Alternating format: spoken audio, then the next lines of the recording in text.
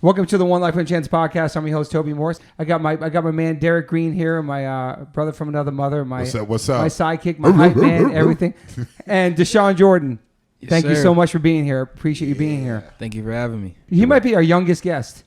Really? How old are you? 24. Holy. Well, besides Max was on a while Oh, ago, but that's yeah. 24. 24, holy shit. I remember 24. You remember that? I do. Where were you? I was. Okay, that's a good question. Maybe I don't remember. You were in New York, were you? Not yet. Just on the cusp of coming to New York. I was still living in Cleveland. Okay, bet. Working the club. Working the door. Yeah. Hey, what's up? So, Let me see your IDs. I wonder. So you were born in was it Chandler or Arizona? So I was born in Glendale, Arizona, and then Damn, he sounds good. Okay. and then after Glendale, Arizona, I was there for a couple years. When I was younger, I don't really remember much around the time I was born. And then we moved to Macon, Georgia. Oh, wow. And then to Tucson, and then back to Phoenix. Damn. So how was Georgia? It was cool. Like I have a couple of memories there. You know what I mean? I remember we had a little corner store. I remember going there a couple of times for my mom. It was like in the house. In Georgia, they have a lot of like the house little like store set up where you get candy and the Kool-Aid pops and like everything. And so like I remember stuff like that and the group of friends I had there and everything. And then after that, I moved to Tucson. Actually, I went first because we went to Tucson for I think it was Christmas. Yeah. And then after that, I think my grandma drove up to pick us up, and then my grandma dropped us back off. And so instead of staying with my mom and them, I went back with my grandma. And then they came out later on after me, like on the Greyhound and everything. And then that's when we moved to Tucson and stayed with my grandma, then got our own spot. Then my grandma left, and then we left to Phoenix to follow her. What was the family dynamic? Was it like you? Do you have brothers, sisters? So it was just me and my older sister. Me and my older sister and my mom. My mom's kind of been a single parent my whole life. I didn't know my dad. And then we just barely met, like, I want to say, a year or two ago? Like, after 22 years. Yeah. So we met 2 years ago, yeah.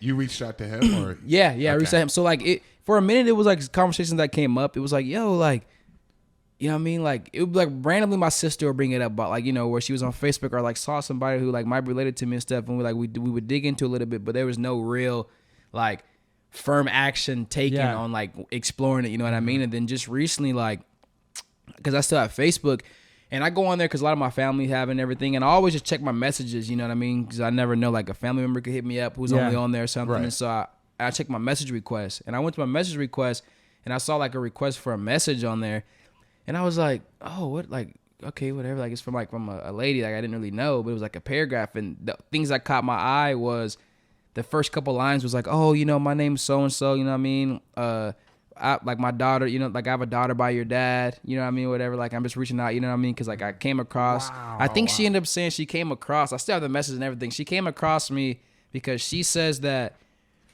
one of her nephews or something was watching skating or something. And like I was on the TV and like she saw me and like I looked just like my dad, and she was like, I don't know, I forgot how she said she put them together, but she put two and two together, reached out to me. Like a whole paragraph just telling me about, you know, like him, you know, where he's been at. And like, you had no idea. No idea. Like just gave me the whole rundown. And I was like, this is crazy. Like it was out of nowhere. I literally just got back to Arizona, hanging out with everybody. The family was at my girl's house. And like, I just got on Facebook and someone's like, just check the request messages. And this all happened, I want to say within 24 to 48 hours of getting back to Arizona. Like this is all happened. So like, I read the message and like, you know, she was like, here's my number. You know what I mean? If you want to like reach out, whatever, like, started texting her. She sent me like everything, like photos of my dad, photos of him and his girlfriend, photos of my brother, photos of my other sisters, like phone numbers, like everything, you know what I mean? And overwhelming, like, man. It was so much. I was like, oh my gosh, like what the hell? And so like, I don't know, I dwelled on it a little bit. I was like, I've always wanted to like outside of like anything, I never had any like resentment or anything towards the situation. Like I was just like, yo, I just want to meet my dad. Okay, so you always had that. Yeah. I've always had that like good energy, but I was never like, you know what I mean, slandering for anything. Like, cause I just wanted that dynamic because I grew up, you know, seeing my sister's dad pick her up, you know, and they go do stuff with him. And I just wanted like, I wanted my pops. Like my friends had their dads and like I'd be around family dynamics, but I never had that feeling. And so it was just something I wanted to have. Yeah. And so like once I, you know, found out my dad was still out there, you know what I mean? And it was like, you know, closer to getting towards him, you know what I mean? And even my mom would have friends and they would always, who knew my dad or seen him around would just be like, yo, like that boy looked just like his dad. Like, he looked just like his dad. And, like, that just, like, got me just, like, more eager to meet him. And so, fast forward into, like, now when all that went down is, like, he gave me, like, numbers to, like, my grandparents, like, you know, my granddad and my grandmom. And, like, so, like, you know, they're separated. And so, the first person I called was my granddad, my dad's dad. Sorry, excuse me. All good. And I was just talking to him. I was like, yo, like, you know, this is like, you know, this is your grandson. Like, you know, I'm just reaching out. You know what I mean? I got your contact information. Just like, you know, reaching out to meet you guys. Like, I don't need anything. Like, you know, I like stress that to all of them. I was like, I just want to, like, you know, meet you guys. You know, just like chop it up. And he was like, all right. He was like, I'm going to take your number down, like, reach out to everyone, you know, just see, you know, I have it. And, you know, it's up to them how far they want to go with it. You know, but I'm going to make sure to pass it on. Put it out there, yeah. Yeah. And so then I called my grandma's house. And that call was funny because my grandma's husband, well, my papa, he didn't really know who, like, it was at first. So I'm calling, you know, the same whole spill, you know. I'm like, yo, this is like, I think my little brother answered it first. And he was like, you know what I mean, gave the phone to him. And so I was talking to him and, you know, I think I hung up because I couldn't really hear him. And he just, like, I remember he started spazzing. He was like, who you calling my house? Like going crazy. And I was like, bro, I was like, what? I was like, just kind of like, I was like, okay. Like, so I hung up. And then he called back again, and I was like, yo, I was like, I can't hear you. You can't hear me. Like, I'm trying to, like, you know, talk to you like what you just, like, are talking, like you're yelling or whatever. And he kept going, so I hung up again. And then he called back another time, and, like, that time he just sounded way more calmer. He was like, oh, so he was like, so you say your name is what? Like, and he say, okay. He said, you Torrance, son? I was like, all right, yeah. He was like, all right. He's like, I'm going to take down your information, you know what I mean? And then, like, I'm going to give it to him, you know. And then same with him. He was like, and then it's up to, you know, how far he wants to go with it. Wow, man. And so I was like, all right. Took it down. I'm just chilling. I'm already, like, kind of in shock because I just took the initiative to, like, make these phone calls. Totally. So I'm like, all right, whatever. I did the phone calls. Like, it's out there now. Like, you know, I reached out and, you know, I stressed it to all of them. I was like, yo, I don't need anything. I don't want anything. Like, you know what I mean? Like, I just want to, you know, meet you guys and meet my dad. And so then after that, I want to say maybe an hour or so went by. Next, you know, I get a phone call from a random number and I'm like, hello. And then it's my aunt, my dad's sister, and she's like, hey, like, this your, like, Auntie Sean, you know what I mean? We start talking to her for a little bit, and, like, later on in the car, she was like, oh, you like, your dad on the line, too. Oh, and I was like, bro, I started losing my mind. I was like, what? Like, my dad on the line? And so, like, he started talking. He was like, hey, like, yeah, I heard his voice. He was like, oh, what's up, son, or whatever. And I was like, oh, man, it was crazy to hear that. I was like, what the? Like, that blew my mind, you know what I mean? And so, like, then I'm talking to them on the phone or whatever, and, like, they're kind of, like, emphasizing the fact that, like, when I called, like, how respectful I was, and everybody who I called, like, said how respectful I was about it, and, like, reached out and, you know, like, gave me a rundown, and, like, they were stoked and kind of just, like, chopped it up. And then that was, like, that phone call. Then that phone call ended. And then my older brother called me from my dad's side. And he was like, yo, like, I think he might have been the first one who called me, actually. Then my aunt and my dad called me because he called me and was like, yo, I just left my grandparents' house and they talking about, like, they said my brother called them, like, you know what I mean? Like, what's up? Like, this Josh, so this your older brother. And I was like, what the? Jesus, I was like, my older brother. It was crazy. My head was spinning. And so, like, are they all in Arizona? Yeah, they're all in Arizona. Wow, man. And so, like, then it was, I was chopping up with him. We just chopping up, you know what I mean? Just about whatever. I can't remember exactly. Just like, you know, meeting each other, getting to meet each other. Then that call ended. Then that's when I got the second call. And so after that, I think he had either called me or texted me back because I told him, he was like, yo, what you up to? And I was like, you know, I'm just going to have, you know, food with my mom and my sister, you know what I mean? We're going to this little, like, Hispanic spot, like, to eat. And then he was like, yo, like, you know, is it cool, like, you know, if I pull up, you know what I mean? Meet you with your little brother. And I was like, yeah. I was like, yo, pull up, like, come meet, like, I'm down, like. So I remember being at the spot, and him and my little brother pull up, and, like, they walk in or whatever, and I was just tripping out, like I'm actually seeing, because I had never, all I had was my sister growing up on my mom's side, so, and I always wanted a brother, you know what I mean? Like, it's like my sister, she probably always, you know, it's like that, like, it's just a thing that I feel like every, like, either a boy or girl in a sibling situation, like, if you want, you know, like, a girl, like, you can go out with her, have that little sister, or, like, that bigger older brother. And so it was like one of those moments where it was like I kind of saw both those aspects. And one, I saw my older brother and my younger brother. Damn. And they pulled up and we were just chilling. It was like we knew each other already. Like, the first thing he said when he saw me, he was like, boy, he was like, you look just like dad. He was like, bro, he was like, I don't know whether he was like, I don't know whether to hug you or still off on you. And I was like, bro, he was like, you look just like that, man, bro. Like, that's crazy. You just kept saying it.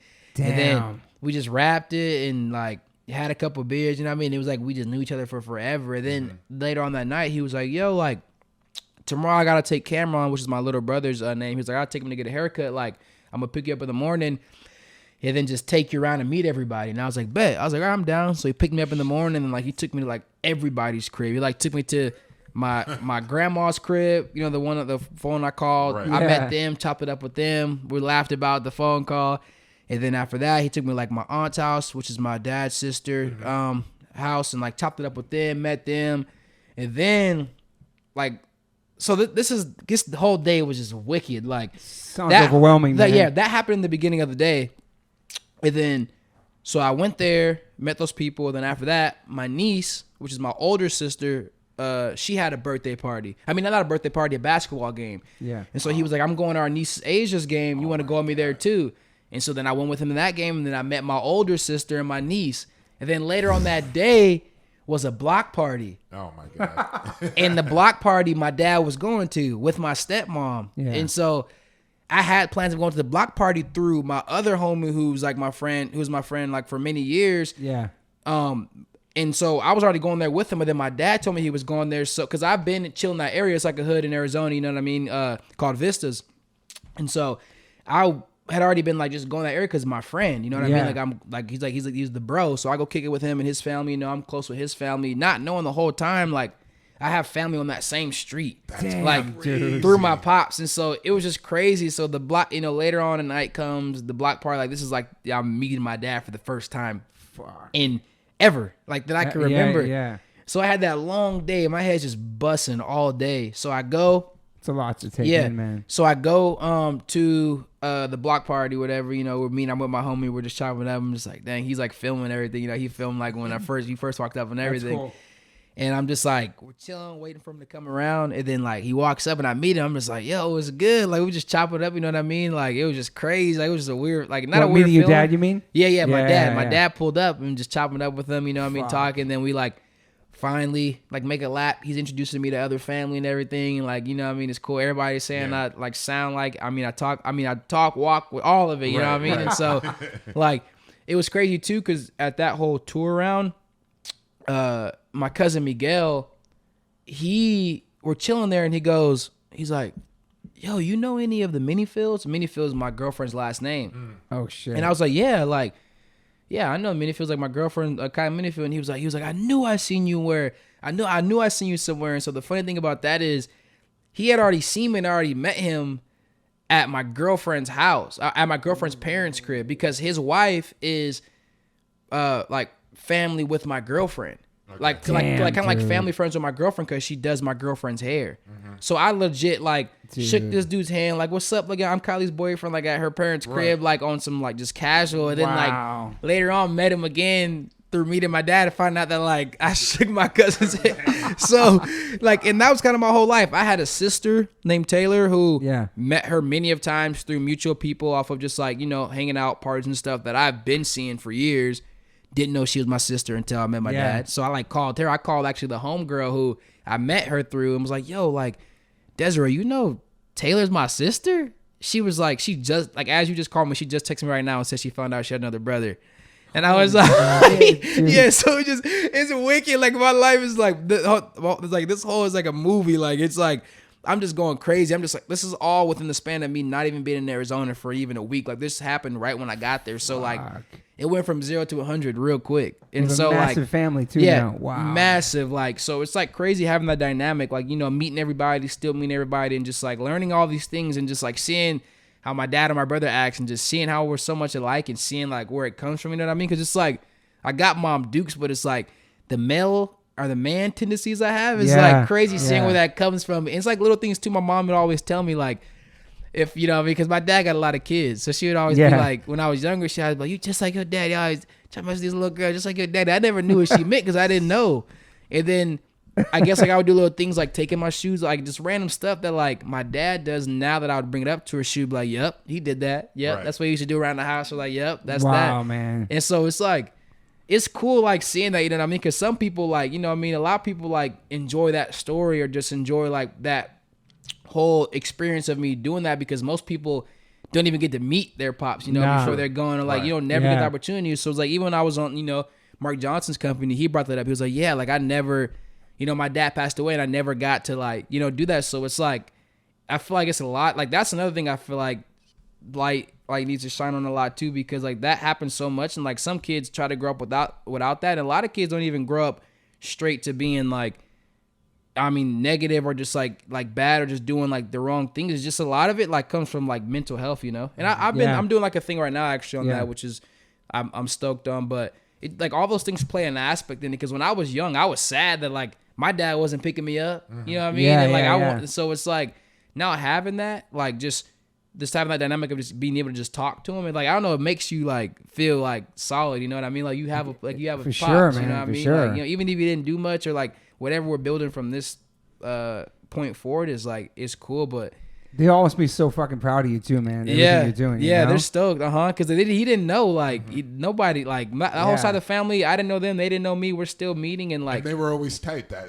That side of the family, they were always tight. You know, like so right. Oh, like that side. Yeah, like your father with like his other kids, they were like really tight. Like you said, your older brother, your younger brother, they were always together. Yeah, they had that relationship. Like my dad was hanging out with, my brother was hanging out with my dad when he was younger. Like they have stories. Like, you know, I'm around them talk and hearing them talk about, you know, like, yeah, Dad, remember when I was at that club with you? Like, you know, they had that. My younger brother too. And so it's just crazy. Like I'm coming in just like, yo, I'm here. Like, you know what I mean? What's up? And so it's definitely been crazy to them too, because it's like, you know what I mean? My older brother's like one of like my best friend, Omar, but like we're really close. Like we talk a lot. And did your mom know any of this other family? Oh no, my mom didn't like. She wasn't just clueless. Yeah, like she had no relationship with your dad. Like it was. Yeah, it was just like done. Yeah, just cut. Like she didn't know. All she knew was he had a lot of kids, I think, and like. But she knew nothing in detail, like, about anything. Wow. Yeah, like, whatever happened when that, you know, that happened. But, like, I don't know. Like, I don't even know, you know what I mean? Yeah. What? But she's learning just as much as I'm learning right now, you know what I mean? Right. But it's crazy, though, because, like, I had a contest in, it was LA Street League, and my dad and them came out here to watch me. Wow. And my mom haven't seen him in 22 years. I ain't seen him in 22 years. Yeah, wow. And so... it was crazy because he was taking a shower, you know, at my spot, and I was going to take him to his hotel to, like, try to avoid all, you know, whatever it would have been if they did see each other. And this dude, bold.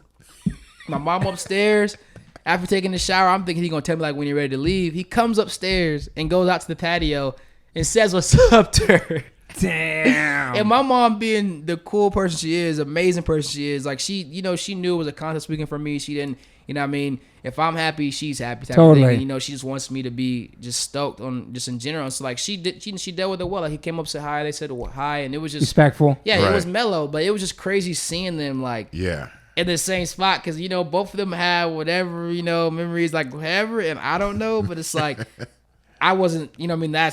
I don't care to know about that, because it's like, whatever, you know, it starts from here. Like, totally. I never dwelled on any of it, but so it's, that whole aspect of my life has been crazy, but it's dope. Like, it's dope. I'm stoked to have a pops around, you know, the time I'm getting with them, and be able to, like, say I did have a relationship with my dad, you know, whenever, you know, he's called, you know, whatever. But, you know, I pray for strong, good health and, you know, mentally and physically, wishes for everybody. So I hope this continues until...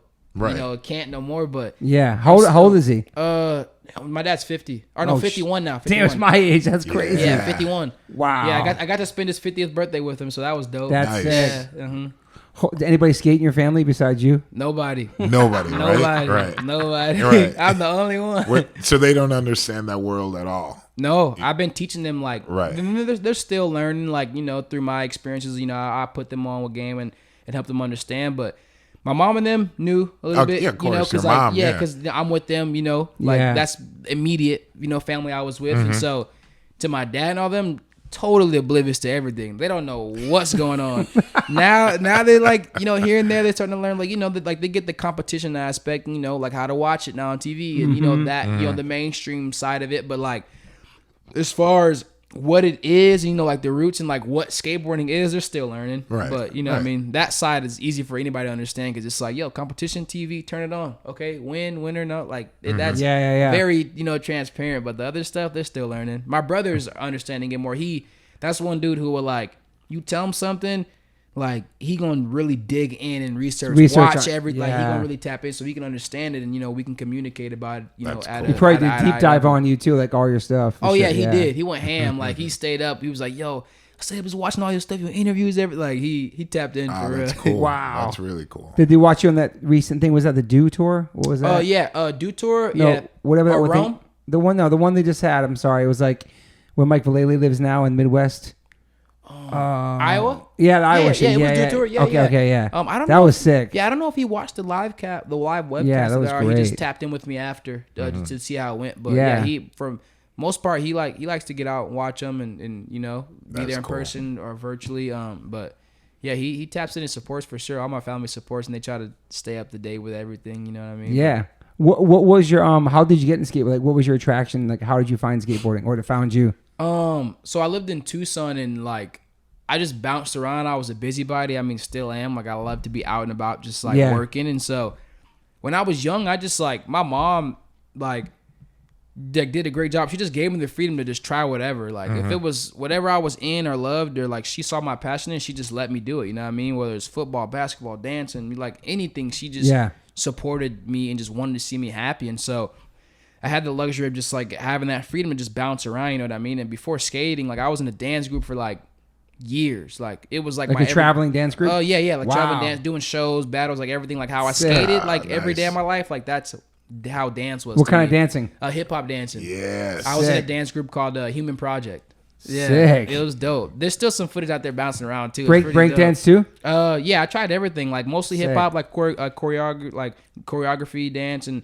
all that stuff. But it was just like all around. We did battles, like That's That's sick. yeah, like 10 toes in it. And I then always wish I could do that, like battle. Dance. I'm horrible. I think I'm a horrible dancer, but people, like girls, are like, "No, you're not that bad." They're just being nice. But I'm like, man, I want to dance. Like I Yeah. watch people dance. I'm like, yeah. Yeah, I've never seen you get dance it. before, really. Exactly. I still get intrigued by Yeah, dance videos, everything. Like if I see Yeah. somebody dancing, I'm like, yo, Yeah, like, me too. I'm into that. Like, Yeah. you know what I mean? It's incredible, that freedom to, express yourself by using your body, Yeah. in such a Yeah. way where it's like, wow. Exactly. It's incredible. All the way down to the music hits. Yeah. Like song comes on, you see somebody dance to the song, Yeah. and it just like that just like sucks me in. Like I just Yeah. it's like, man, like that stuff I feel like is all has such a big impact on me. Like, you know what I mean? And I feel like that's why even with skating, it's the same thing. Freedom of expression, just what Totally. you can do on your own independently and you represent yourself. And it goes so much further. It's like way bigger than just like skating itself. It's like, bro, like take a minute to like really process what you're doing. Like it's not normal. It's not. To Right. any skateboarder, it's not normal. So it's like just enjoying those like fruits and just of all that labor, bro. Is like I feel like now around this time is what's been really important to me. Just through any ups and downs, not even losses, just lessons learned from competing. Everything, just like it. Like I don't take any of it for granted. You know what I mean, I just on to the next, use it as growth. But Yeah. yeah, dance groups, football, basketball, like everything. And then coming back to skating, like I had a group of friends I hung out with in my neighborhood. I lived in like the east side of Tucson, like right next to my elementary school, Erickson Elementary. And I had a couple of friends I hung out with, like my homie Steven, RP to him. Can't remember some other dude's name. I think my homie Trey. Like we all just hung out all the time. So like the radius we lived in from each other, it was like I was right here. They all lived like it was a street that connected, that went all the way down through like the neighborhoods. And it was Okay. like long, just like straight away. And they all lived like at different parts of the street further down. And so we all just linked up every day. Like we just mob around the whole little like city and just like kick it, whether we were biking, scootering, skating, going to basketball courts, is what we did. And the first time I seen it was when I first moved in to the apartments I lived in. They were like little townhouses and we were unloading stuff. And a dude who lived across from me, he had a regular skateboard, but it had like bigger wheels on it. I think it was his cruiser. Okay. It had, like orange wheels. And I was just intrigued by it. I was like, yo, like, can I try it? Like, I'm always that kid. I was like, yo, can I try it? Like, I just want to try it. Like, if it's something I want to see, like, and I like remember I got on this board and it was crazy because to my best of knowledge, like no lie, like I got on it and the balance wasn't an issue. Like I got on it right away and could ride it. Like it wasn't. Wow. Yeah, like me to get on the skateboard, like it was no problem in like the balance, which is like now I think about it's crazy because I see people who like are trying to learn from skate and the balance is the main part. Yeah. Totally. Yeah. Got on it and I think I was asking him like, yo, like how do you ollie or like how do you do something or that, and he was like trying to tell me. I remember just like trying repeatedly, trying to like Right. ollie like the whole time I tried his board. Yeah. And then after that, then circle back around, all my friends started like skating. Like I don't know what was the spark to where like What they year was saw this it. around? I want to say this was about, I was maybe in 4th grade Damn. when I seen it. Yeah, I started like rolling around, and next thing you know, the whole crew was skating, and like Damn. they were going to basketball courts with their boards, and like when we got the basketball court, like I wasn't even worrying about playing basketball. I was just messing with the skateboard. Yeah, Like, that's all I yeah. wanted to do. I was like up and down the basketball court on the skateboard, rolling up and down. And I remember like my favorite moment from that moment. I forgot how I learned about a kickflip. I heard about a kickflip, but they were playing basketball in this apartment complex where like one of the homies lived, and I was just trying to kickflip up and down the court. Like the court wasn't even that like wide, you know what I mean? I was like in and out, and I landed one like randomly, and I just freaked out, and nobody saw it. I was like, yo, like I did the kickflip, like nobody saw it. Damn. And that was the only one I probably landed for a long time after that. But like I don't know how that happened, and I mean like even now, like my kickflips are barely good now. I struggle with them for the longest. That was like for some reason that was like what should have been the first trick was like the last trick for me to get good. Like I did it backwards, but I can't kickflip. You kickflip? I did like once or twice, and it's just, I mean, throughout the years, and I was like, yes. Yeah. Bro, it's the hardest trick in skateboarding. Damn. I swear. And it's so funny because like it seems like the easiest trick, but I swear kickflip is like the base for all tricks. It is, just right? the movement, flicking, because a switch kickflip is the opposite stance, but doing the same. It's like the base is a kickflip for all flip tricks. Right. I swear, like, and so that's why I say it's the easiest but hardest trick. Yeah. To have a good one of those and just to like take that to like whatever other trick you're learning, because it's like it's the base. You know what I mean? Yeah. And so. Yeah, circle around the skating, like that's kind of how it started with those group of friends. And then, when I moved from Tucson to Phoenix, I had one of my friend's boards. I was supposed to give it back to him. Okay. And I can't remember if he was like super like, like wanted it back about it. I can't remember. I don't know if he was like that much into it, like how I was into it. But I remember I didn't have time to give it back to him. Okay. Because we were moving. We packed the truck up and we were getting ready to leave. And it was like the last thing in my mind because I just was riding it all the time. And the day came, we were about to leave. I didn't have time to take it back to him, so I just threw it in the U-Haul and like we dipped to Phoenix. Damn. I got into town. The wheel was always falling off. I didn't know how to fix skateboards. And What kind of board was it? You remember? a blind. Okay. Yeah, it was a chipped up blind. No nose, no tail. I didn't know the difference. It was a skateboard to me, like, but just razored out, like chipped. Damn. And I got in town, and the wheel kept falling off. I didn't know how to fix it. We lived across the street from an AutoZone, little plaza, and that was the first thing I thought. I was like, oh, they fixed stuff. I'm gonna go to AutoZone. They're gonna fix the wheel for me. They're gonna fix it. I went in there. They put a little lock nut on it, and I had my skateboard. Wow, they fixed that shit. Yeah. So we're like, all right. Yeah. I had my skateboard, and that was my board. And then through that, skated. First moved in there. The apartment complex told me to stay away from this kid named Curtis. He was like the terror of the apartment complex, right? Stay away from Curtis. Yeah. That's the one thing. No, that was the same. Like, Really? swear. Whole little that's thing about terrifying, it. though. I get in, Damn. skating around, chilling. See a kid on a skateboard. Who is it? Curtis. He became the homie. He took me to my first skate park I went to. Like, Wow. so it was a blessing. You know what I mean? Like, blessing in disguise. Shout out to Curtis. Yeah, Yes. for sure. But Wow, yeah, that's kind of man. like my background. Just like that was when I was back in Arizona, like really skating. Like and from that time when I moved back to Arizona, like that's when I was there for up to 2015 when I moved here. Like that's kind of where I like grew up. Okay. Yeah. You remember the first board that you got besides that blind, like after the blind? Your first real board, yeah. Like you're like, okay, I need a. Yeah. Well, I don't even remember what it was. Like I was getting a lot of hand-me-downs. Okay. I couldn't afford the board Right. yet. Like, Yeah. I started the skate park he took me to was Chandler Snedeker Park, which ended up being like my local, and like that's the park I grew up skating, and it had a huge impact on my life. And I think I would just get hand-me-downs all the time. Okay. Hand-me-down Right, shoes yeah. that didn't even fit, like boards from those people. Like That's and then cool, though. That's I kind mean, of how right. like I got to get into that, and I didn't really start knowing about you need this board, this is gonna affect the okay. pop. I think that's why now people be tripping when I'm like,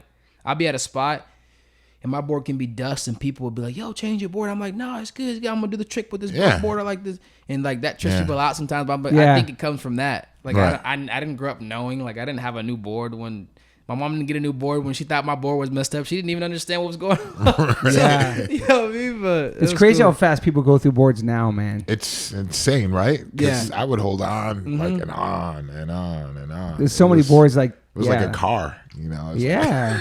You took care of your shit, right? Yeah, I mean, it was a big deal. I mean, it was expensive skateboards. I remember it, even like the generic ones. Like I had to figure out. Like people are like, "Yo, you got a Veriflex?" They're like, Yeah. they're like, "Yo, you need to, check." And then it was like magazines is where I started to learn, like buying those magazines, Vision like Street. Transworld. I was like, Facts. this is the shit. But We had rails on ours so you could get the sticker scratched and yeah, shit. rails and Nose, bone. yeah, I was like, I gotta get the bird. The lap over. The lap over for the trucks. Yeah.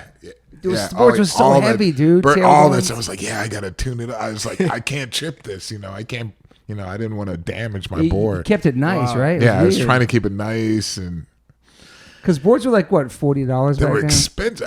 Back then, yeah, I was like, so that's why I remember it was like a big deal. And I remember borrowing like friends' boards, like, I got a new board, and they're like, oh, you want that? I was like, oh hell yes, Yeah. I will take this board, Yeah, and stoked.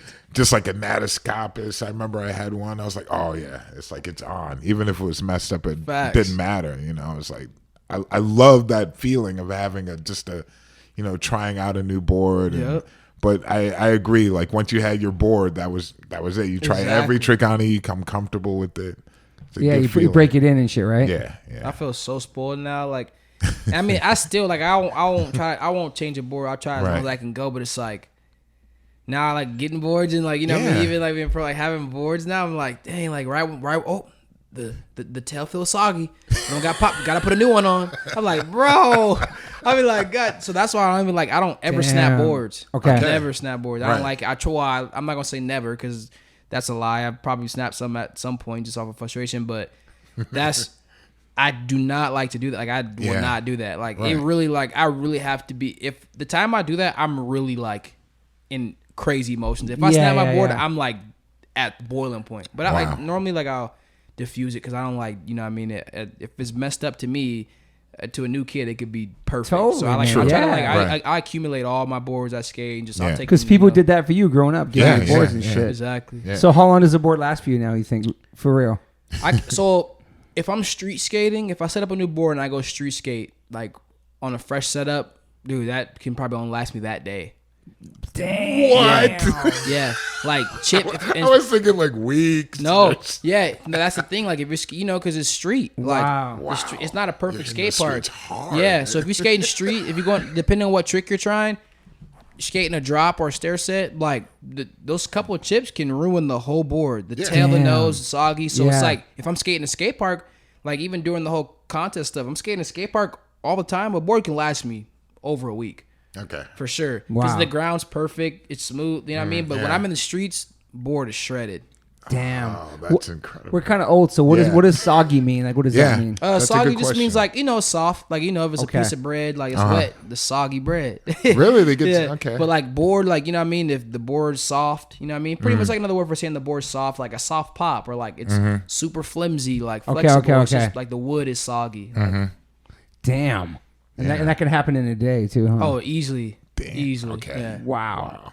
Some skaters are worse than me. Who like some skaters who have real OCD about that stuff, like new setup every time they skate. Like, Damn. new board, like new trucks, like new wheels, like it's Trucks? a thing. Yeah. Wow. Fresh. Yeah. Damn. No, I damn. Okay. So you start skating, and what grade are you in school? I would say I was in 4th grade when I first started. Nice. And so Really? you're just skating, and your parents like, oh, it's just like kind of like a thing. It's like a hobby. Wasn't like a big. I would say, yeah, it was a hobby at first, but even in Tucson when I first started, like mom, like she knew I was like out hanging with the friends, but she was never like a crazy like. Overprotective. Yeah, or, overprotective. Like she was She like, trusted oh, like, you. Yeah, she trusted me. Like, oh, he's having fun. Like, cause she knew, like, I came, and she knew, and just me off of being her son, like he come from a good household. Like, Totally. I'm on him. Like, I don't have to stress Right. about him. Yeah. Out here being goofy. Whether there was times where I like bumped my head a couple times. Did like things at the smallest level that like, oh, I was being bad or disobedient. Right. I never was like to a point to where she felt like she had to be that controlling on me. Yeah, what I mean? yeah, totally. But she supported everything I did. You know what I mean? There was never like they didn't start really getting invested in it and learning about it until like I forgot which year it was. It was a contest Cowtown did at like it was a classic contest they like used to do. I mean, they still do it actually at a skate park called Desert West. Yeah. And I had a contest there, and like a couple seconds in like our jam, like I rolled my ankle really bad, but I got up and I kept skating. I was like, I just want to skate because I really wanted to skate that contest. It meant a lot to me. That's some Karate Kid shit. Yeah. And I kept skating, and I would say after like the second or third trick, I just like couldn't do it. So I started like crying because I couldn't keep skating. Like after that, like that's when she said she kind of knew because like I was crying and she saw how much I was passionate about it. Wow. And that time moving forward, they really like started getting invested in, you know, because it was all I wanted to do. In high school, like my PE coaches, all of them like, yo, we think you should play football like, for a year, like wrestle. Like we think you get an easy scholarship. Like I played that back and forth in my head so many times. Like made phone calls to homies like, yo, should I take a year off, play football, take a year off? Everybody was like, "No, just keep skating, bro." But like, just keep skating. You were good at football. Yeah. What was your position? So in football, I played running back, nose guard for a little bit. Wow. Like kind of just bounced around. Like they always like bounced me around. But everyone I was in, like I was like, you know what I mean? Like I got good feedback on, you know, playing. Right. They were just like, I was just busybody. Like I just wanted to like do everything. Like, you know what I mean? I was just trying to here and there. So like it. Yeah, bounced around, like had a lot of fun experiences with that. And dude, I got on my first football team because I was at a park with my friend doing backflips. Oh shit, him and Chappelle Lacey, bro. Yeah. They got like I literally, my friend was like, you know, the whole thing was like, the homie put the hand out, you just flip and was doing flips. Wow. Coach comes out like, yo, like, you know, what's up? Like, you know, you want to play football? Like, you know, go get your mom and come back. Like, I swear, got my mom, came back, signed everything, you know what I mean? Signed me up, started playing for that football team. Like, man, I swear, like it's so. Now that I'm thinking about it, like the timing's crazy. Man, I would love to just do I could make a movie. I feel like just like the most crazy experiences and just like, you know, like it's been my dream to like make a movie that like I feel like about my life because I feel like I could documentary. Documentary. People could get, you know, like just like, you know what I mean, just like good courage from it, just like good energy from it, you know what I mean? Hell yeah, so no, definitely. That's definitely one on my to-do list for sure. Were you a good student too? Like grades wise and shit. When I was there, and when I say when I was there, it's in a sense of like mentally paying attention. Right. Like right. I was a class clown, always a class clown. Like I was good. Like when I was in school, like and I'm locked in, like I'll do my work, but I would like do my work and finish early on purpose just to make other people laugh. Yeah. And that was all I did. I spent so much time being a class clown, but when I was like all there, like you know, I was locked in. Like it wasn't really hard. It wasn't that school was hard to me or was too much. I found joy in making people laugh. Class clown. Yeah, class clown, like to the tier. So, but yeah, that's kind of how. Well, your mom was strict on you with the grades and shit, or?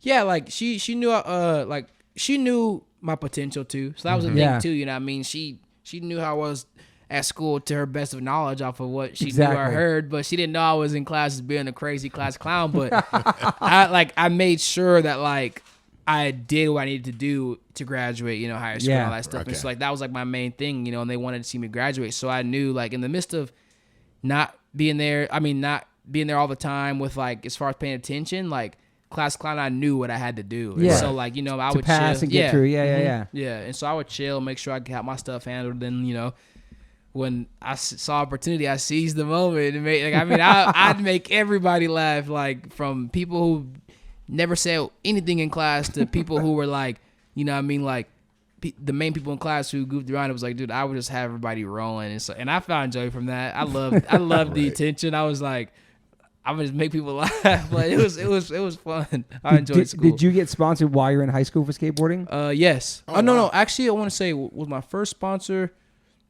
might have been in junior high.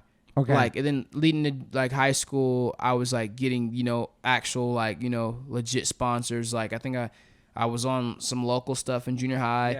Yeah. And then in Cowtown Skate Shop, was that one of them back then? Oh no, Cowtown. I just barely got on Cowtown like a couple years ago. I've been on Cowtown. Yeah. Yeah. You have so many different sponsors though. It's crazy, man. I wanted to when I was younger, but Trent, you know, he told me the story, you know, even when I got on Cowtown right the day I graduated high school. He called me up and was like, yo, come down, like, want to talk to you about it. I've been wanting to be on Cowtown for years, you know, since I was a little kid. And he just, like, explained to me the reason, you know what I mean, why he didn't want to, like, you know, put me on at first. He wanted me to, like, instead of being just like, I want this, I want that, he wanted me to, like, really understand and like be a part of it, you know, like more family What's aspect. involved with being on it? Like, just like he wanted me just to like, I want to say, really not just be looking for like a handout, like really embrace the family aspect of it and really embrace like that more importantly than just like, oh, I want a shirt, I want a board, just kind of like being there for that. And to be honest, like it's moments like that which have like led me even at this time of my career to understand how important that stuff is. Yeah, you know, the relationship you build, the love you put in, awesome. you know what I mean? Yeah, I mean, because I feel like that has like really made stability just in my career with a lot of my sponsors and allowed them to see me past just being a skateboarder. The relationships and shit, yeah, man. And so like, you know, I commend him for that. And, you know, that's kind of what it was. You know, when I got that day I graduated high school, called me up, had a whole talk about it, you know what I mean? And that was kind of like, yo, like, you know, you want to be on? And I was like, yeah, like, hell yeah, I want to ride for Cowtown. That's kind of like how that happened. So yeah. Like, wow. And then what's going to say on here too is the Tampa Am. Like Tampa? Oh yeah, Tampa Am. It's like people's dreams to like skate at Tampa, man. It's like a legendary spot. I know I know that since I was in the skateboard in the 80s and shit. Tampa, like, right? Yeah, dude. Like it's super. Like so many people never even get to go there, even skate that spot. But you won that, right? Yeah, I think that was year 2015. Yeah, 2015. Yeah, I won Tampa Am, and it's crazy because I started skating that contest. The little homie Jagger. They were already skating those contests. I think my first one I went to, I actually went with them. Okay. And I started like skating, and, you know, before it was just amazing going to see those like bigger levels of skateboarding and some of those like kids video parts I watched, and just like, you know, when New Pollution was around, these like little shows who like showcase like these were all like people I looked up to in skateboarding that were like at the same kind of age, but like they were just like at that level in skating, or they were like out there. They knew what skating was. Right. I was still learning through all my experiences, and so it was cool to be in those environments. And, you know, just years and years went by of just competing and skating in it. You know, in 2015, I was blessed, you know, to be able to walk away with, you know, the dub. And yeah, like he said, it's just like one of those monumental things where it's like, you know, you want to win one, you know, like not everybody gets to put one of those, you know, like those titles on their belt. And so like it, you know, it meant a lot to win. You know what I mean? It was like, okay, I finally did it. And I think at that time I forgot, even the dudes at Skate Park of Tampa was like, yo, like, you know what I mean? I don't know if there was any other African Americans that I've won a Tampa Am, but like they said something like that. You know what I mean? Like, will my name be on the list? Is like, you know, an African American like win a Tampa Am. You know what I mean? And so like, it was like a big thing. You know what I mean? And that like put me in the position to, you know, qualify, go try to make it in the street league and stuff. But and Nike SB Open was after that, right? Yeah. The Nike SB Open in Barcelona. Yeah. And so it was just crazy. Like that whole that was like in the midst of like the 2 or 3 years of me living in California, like a lot, like that was all taking place, man. Fuck. Yeah, and so it was just like, just hustling, like you know what I mean, just wanted, like, you know what I mean, and it's crazy because at that point, like I'm still totally oblivious to like the career I can have in skateboarding. Like I'm still learning. Like, are you making money at that point? Starting to. No, I wasn't even paid athlete by Nike. I don't think at that point. Wow. I might have been. That might have been one of the first or second years I was like a paid athlete by Nike. Yeah. But I was still learning. Like when I came into it, I didn't know, like, you know, even later on, like I didn't know, like, oh, like put out video parts. At some point you can get paid for skating, or like, you know, you can go pro. Like I was just purely doing, like, I just really love to skate. Right. Like, I don't come from a background of having any knowledge. There was nobody around me to teach me about what it is. I just saw what I saw, and, you know, I did what I did. I just wanted to skate. And so like I kind of learned all that through experience. And so like when it got to that point to where I was like getting paid for it, I was like, oh, okay, you know, like awesome, like, you know what I mean, I can do this or like do that, what I want to do, or like buy this. And so especially Nike too, like do skaters have maybe a silly question, are there like management or managers that skaters have? Or so I mean they do, like agents and stuff. I didn't have one at all. It was crazy. I got with my agent which was Paul's agent for many years, Cersei Wallace. I got with her like literally, it was like crazy timing, like literally I want to say a few weeks or so right before Nike sent me the email about wanting to like start pay me. It was like crazy time. I remember being in Arizona. I got the email from Casper when he was like, you know, he's not there anymore. But when I was in Arizona, I remember looking at my email and it was like, yo, you know, like, you know, we're, you know, thinking about, you know, wanting to support you more formally. And, you know, for me, all that to me, I like was thinking of anything think it meant. That just meant to me like, oh, maybe they're talking about like trying to pay me now. And I was like, oh, what? And then like, sure enough, it was like that was like my first contract. You know what I mean? Damn. And it all started from Oliver Flores. Well, actually, it started from like Steve Claire and Oliver Flores because I was on Vox and I was on Crew, and Steve Claire, he would always ask me. He was like, yo, like, if there's any other board company you want to be on, like, what would you want to do? If there's any other shoe company, what would you want to be on? And I always told him Nike. I was like, yo, like, Nike, I want to be on Nike. Like, and he was like, yo, I was like, all right, like, I'm going to see. I might have friends who rep for them. You know what I mean? I'm going to see what's up. Wow. And I was like, all right, same answer, never changed. What would you know? Any other one? Like, nah, I want to be on Nike, like, Nike. Because at this point, I've, like, started to learn a little bit more about Nike and skateboarding. Totally, yeah. And so I was like, no, Nike. And finally, one year, Phoenix Sam, I forgot what the year was exactly. He was like, yo, like, I was like, I might have a friend who, like, you know, can give you shoes, which was Oliver. And Oliver was going to Arizona because he was repping for Deluxe as well. And so he was like, yeah, I might have a friend. So that year I met Oliver and we were talking and he was like, yeah, you know what I mean? Like, if you're down, I'm down. I was like, what? Because I stayed at Steve Claire's hotel with them for the weekend because it was closer to the skate park for the contest for me. And stayed with them, and I was talking to Oliver at the food spot, and he was like, yo, if you ready, like, I'm ready. And I was like, what? I was like, I'm ready. Like, I want Nikes. Like, I'm ready. And so I remember after that weekend, I got home, and Oliver sent me my first box. It was 2 pairs of shoes. I remember I remember it was a pair. It was 3 pairs, I think. It was a Costin one. It was like a royal blue with the white swoosh. It was a team edition was a shoe they came out with. It was like black with a white swoosh. And then it was the Omar Salazar pro model he had. And that one was, I think, had like a little hint of purple on it. Like, I mean, I remember my favorite ones though were the blue ones, the Costin ones, just because I skated all of them though. But like when I saved the royal blue one for the last fair because I just loved how the shoe was. But yeah, Oliver, like he, you know, I mean, like even to this day, I always, you know, like tell him thank you because he like took that chance on me with like, you know, I mean, just giving me shoes and that. Yeah. That was the starting point, you know, to me getting to where I'm at with Nike now. Because at that point, I was still nothing. You know, I was still a little fish in the pond. Like I was another kid. They sent shoes. I wasn't doing anything that extravagant to be like, oh, like we're gonna invest in this kid. I mean, but that was like the starting point. If Oliver didn't give me the opportunity or like see me that first box of shoes, like I'd probably would, you know, I mean, there would be no Dashawn on Nike right now, probably, you know what I mean? But that's how many years on Steve Claire and him. That's amazing. How many years on Nike now? I would say I've been on Nike for a total of, I want to say 6 years. Wow. Yeah. Like crazy. It's like official like Nike, you know what I mean? Like athlete, like 6 years. Yeah. And then your next wave part in the skateboard mag, that was a game changer too? Yeah, so like all the content I put on the barracks was dope, you know what I mean? And that was the time where I was living at Steve Barrett's crib. That's right. He let me move in, and you know, he gave me you know, a roof over my head, like rent free for like I want to say 1.5, 2 years. And all I had to do was just focus on skating. You know, I always thank him for that. You know what I mean? And so, Barrett. Wow, that's crazy. Like I did that, and you know, he gave me the opportunity to put all that content on the barracks. You know, which is like a lot of people would like there were eyes on content. Oh yeah. You know, still is eyes on what content barracks, and so sure. And so that helped a lot. You know what I mean? It helped me get my name out there more and more. And you know, when I first moved here, I actually did a little segment with him. I forgot what it was called, but I think it was through like this contest series, and the homie Ryan Nadal, him and some other filmers, they drove out to Arizona to film that segment with me.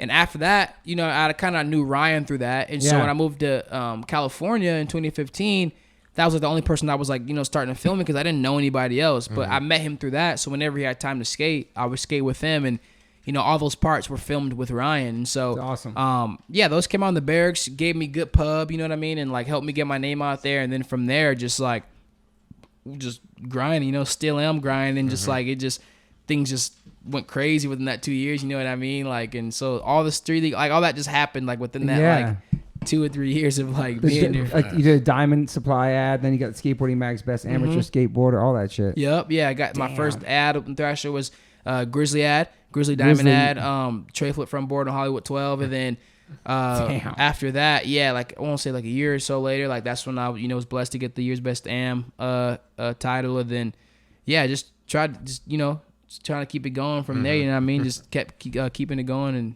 you got grinding. 7th place too in the Super Super Crown World Champions too, right? Yeah, that was actually in LA. It was crazy because that one I got 7th in. I literally when I won Chicago Street League, there was no way I was gonna go to the championship. I needed to win a contest, and that was the last contest of the series in that year. And like I won that one, and that's what allowed me to go there to the World Championship in LA. But like a couple of days before, I rolled my ankle gnarly at the Barracks. Damn. And so I was skating that contest literally like I did all I could within the span of like 3 days before like I had to practice or whatever. My ankle was like the size of like, dude, like the size of, man, I don't even know, not even a golf ball, way bigger than a golf ball, like a grapefruit. Yeah, size of a grapefruit. I had it super bandaged up. Like people, I don't even know if people notice it from my sock, but like my sock was bulging, and like I just tried to skate it still. Like I, you know what I mean? Like in pain thinking about it. Dude, I couldn't. It was crazy because it was like, it was so, you know when it's something so swollen that you can't feel it? Yes. Like I couldn't even feel the range of I had nothing. So I was trying to skate. It was like my ankle wasn't even there. I was like, when I went up the Euro, like even the footage from that, I was like skating. Like I was trying so hard to flick, but I just couldn't feel any of the range of motion. I was just like flicking off a grapefruit ankle. And what happened like once you got that looked at? Was the doctor just like, what the hell? What are you doing? So the doctor I was working with, actually Nigel put me on with him, Dr. G. He worked on it a bunch leading up to the contest. So he like was the one who told me like you be good, just wrap it up or whatever. But it was just like super swollen. And he like, we did a lot of, work as much as we could leading up to the contest. So when I skated, it wasn't bad. He gave me the okay to skate. Yeah. So I just was like, okay, I'm just going to skate because I need to. And like after that, I'll chill. But dude, even thinking like, I don't even like, even just me even trying to did it. Yeah, I don't even know. Like my ankle was so swollen and jacked. But it wasn't broken. No, it wasn't broken. It's like the adrenaline shit's going. You just want to get it done, Oh my God.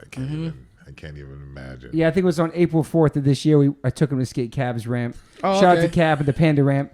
Yeah. And he wasn't really skating the whole day. And then after, I think, because it was Christian, it was like everybody Chris Cole, ripping, just like we're all skating all school, day. I know. I was just heavy like, session. And then chill. I was doing my hand plans. Chill out, bro. He's killing it.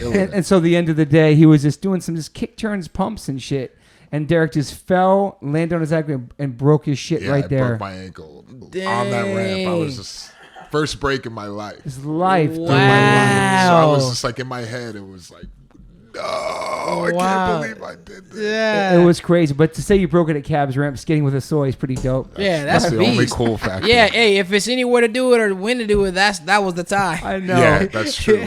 But his shit was so explaining he skated like that. Yours was like, I just can't even imagine because mine was massive. It's still like kind of swollen. It's been weeks, but I mean, it's scary. I mean, especially for you because that's what you do. I mean, I'm a singer. I didn't have to go on tour or anything. Thank God. Facts. But I can't imagine like skating. I mean, once I saw, they were like, "Yo, you just rolled it, bro. You just rolled it." And I was like, "All right, these guys are pros. Maybe they know what they're talking about." But they're not doctors. I was like, "But they're absolutely not doctors." Because I got to, urgent care, and they're like, "No, this is broke, and you're gonna need surgery, pins, everything." And I was like, "Oh man, like, dang, fuck, bro, man, terrifying." But have you broken anything? Nothing. Knock on wood. Ooh. Yeah. Wow.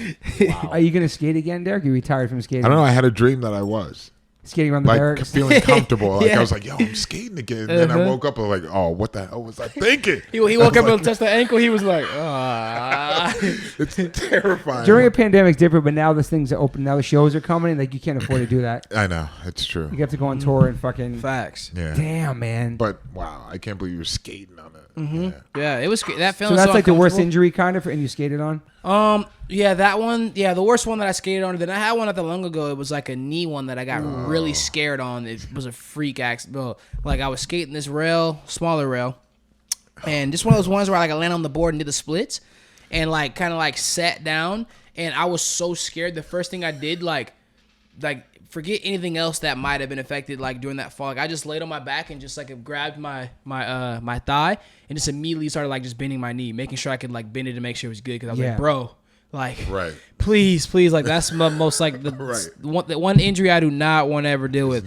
And so it was good. And then I went and got checked up, by the same doctor, Dr. G. And, he just told me it was just like, you just like bruised or, your MCL area, like you should be all good. Like, and that one felt like I did way more than that. Like, I mean, like laying in bed literally to like turn over to the left. Like I literally have to grab my leg to put over because it gets water in it or swollen or anything like that. It was swollen for a little bit, just super sore. Yeah. Like fluid, but like, I was scared. Like that one, I definitely thought, like I was like, bro, this is gonna be the first time where I did have one of those like really, really crazy injuries, and so I thank God that it wasn't that, and it healed good, and you know what I mean, and we kept it pushing. But that was probably like the most one that like shook me to the core. Like I was like really scared. How about like a gnarly slam when you hit your head? I've had a lot of like slams, like what I mean. I've like racked rails. I'm trying to think of what else, like like you're not wearing pads skating the street. Yeah, none. Yeah, not it's at crazy all. because us growing up, I wore my rector pads. I had knee pads when I skated jump ramps, like those ramps, quarter pipes like street ramps and stuff. Yeah, but now I see kids shredding bowls and half pipes. Just wearing a helmet, maybe. Yeah, maybe. And there's a new way people fall where they kind of. They almost like put their body like they slide down. Like it's a different way to fall. Like I've slid to my knees my whole life, and always wore pads. And I see now the kids like they're wearing fucking just pants and they're just shredding bowls and like they fall a different way than we fell. You know what I'm saying? Yeah. Like, it's different. Yeah. It's crazy. I like that Mike Vallely always wore a helmet from the jump to this day. Skating street, he's always rocked a helmet. I always loved that, man. Mike V's beast, dude. And Andy, and I just found Andy Anderson, who I've been watching because I started watching that Dude thing. I found him, and Andy's the best. I like how he rocks a helmet and shit. He has such a cool style and shit. Like he's like Rodney Mullen vibe, and he's like old school '80s tricks, but he does new shit. Like he's beast. Andy's beast. Yeah, he always blows people's minds at the contest. Yeah, dude, he's so sick. He's pull out some random fucking '80s trick or make it his own way and shit. Like but yeah, so the pad thing and the knee pads, nobody really you don't really do that at all. No pads. I mean now like if I was legit like want to learn transition, I would wear them for sure. Do you skate transition? Yeah, I like transition a lot. Okay. Like actually that's what I was skating before I skated street. Like I can still skate it a bit, but the only thing is for me is like I just have to like skate it a little more to get comfortable with it, but I can still I can do a lot of transition tricks. I just didn't really put a lot of time into it, but I love transition. Front side to back side airs and shit. Yeah, I can cab, like I can do a lot of stuff. Like big ramps, like Hawks ramp and shit. I haven't skated Hawks ramp, but like I'll drop it on there. I would like grind it and stuff. Yeah. Yeah. I was supposed to go a couple weeks ago. I didn't end up going, but the guy I went with, he dropped in. I saw him drop in the video, but like no pads. I'm like, that's like a 13-foot ramp or some shit. You know what I mean? Like, I don't know, man. I love mini ramps too. I love that so much. Hopefully, mini ramps are beast. Yeah, I love Cab's ramp. It's so good. Cab's mad cool. I like Cab. He's the best, right, man? He's so humble and fucking sweet. Like, oh yeah, big heart. Yep. And like they're like in tune of like the young skaters, and they're like still in the mix. True, you know what I mean? True. All those dudes, Cole, Sawyer, all those dudes are awesome, dude. Yeah, me and Cole, me and Cole always shoot the shit when we see each other about like skating, biking, because he bikes and I love biking too. So we talk about that and just like music and all that. But yeah, I love all those dudes are awesome. Those guys legends. Go all out. Yeah, and all out still. Still go hard, man. Like riding dirt bikes, competing. Like Sawyer's kids shred. Like his whole family's like it's in their blood and shit. It's impressive. It's really cool to see because we looked up to those guys. I mean, literally like walls plastered of all their faces, everything. And but looking at them in Thrasher, like the Bones Brigade videos, you think they're much older, but they're only a couple years older. I know. I was like, yo, these dudes are they were so up here, you know what I mean? Like those VHSs, all this shit is life changer, man. Yeah. How intense was your to try to go in the Olympics, like all that? Oh yeah. Like how much time and energy and practice and all that? It was new to me. It was definitely foreign to me. I'm trying, like, coming to that whole thing, my main thing was just the mental aspect. Yeah. I didn't think, in the most humble way possible, I didn't think I struggled skill-wise. What was the main deciding factor on how I performed was my mind, my mental nerves. Like, that always took a toll on my body. Every contest, all the time, you know what I mean? Like, people could just tell. You're in your head too much. It's too much, like, you know what I mean? And so, yeah, it was new, just changing, and rearranging my life to just, be in the state of mind of, like, a really super athlete. Like, you know, trying to be good about where I eat, like what I eat, sleeping, really training and practicing, like repetition on certain tricks. Like, I had to change the way that skateboarding really, you know, what initially it is. You know, you go skate, you trying to learn a new trick every day. You're just doing whatever on your skateboard. There's no routine, and so it was challenging. You know what I mean? A lot. You know what I mean? I really. But are you super harsh on yourself, like a harsh critic of yourself? I would say I am. Nothing that's too much towards unhealthy, but I am definitely, you know, like a huge critic on myself with, you know, my skateboarding, you know what I mean? And just, you know, all the way down to what tricks I do, to how I do them, you know, how my clips look. Like, I'm like really... perfectionist too? Yeah, definitely. But I'm starting to get better with that and just really, I want to say really, what's that word I'm looking for? Like really be vulnerable to like the character that comes into things that aren't perfect. So instead of like want to like redo something, certain things I want to redo, but if something where I'm like, oh, like I kind of like the way I drop my shoulder, I kind of like the way I like touch the ground. Like I found that stuff is what brings the, you know what I mean, that oomph into, you know, clips and stuff. Yeah, style. Yeah, exactly. You know, like how you did recover from that fall. You know how you know what I mean. I'm starting to understand that like a lot of that stuff is Dashawn does that really well. Like nothing but character in all his clips. Like you can just tell, like you just really surfing, like, you know what I mean, and just taking it as you know, as the lands, which makes it that. And so, it was different. The whole thing was different. Should I go on talking about like the whole Olympic thing? Yeah, because I'm really curious, like what's involved. Like, what did they tell you to do? Like, this is, you know, what's the breakdown? First of all, it's crazy. Like growing up skateboarders, right? That it's at the Olympics. You know never what I mean? Like you never, because it was there. Just something that, oh, you're gonna grow out of that, kid. Oh, it's just something you're into now. You know what I mean? It's just a phase and all that shit. You know what I mean? Like facts. To becoming like a fucking the whole world skates. Right. Exactly. You know what I mean? Like it's a household thing. So when you try out, like break it down. Like what do they say? Like, okay, like do this, like certain tricks, or like do you have many times? Do you have like so in the competing aspect of it, you know.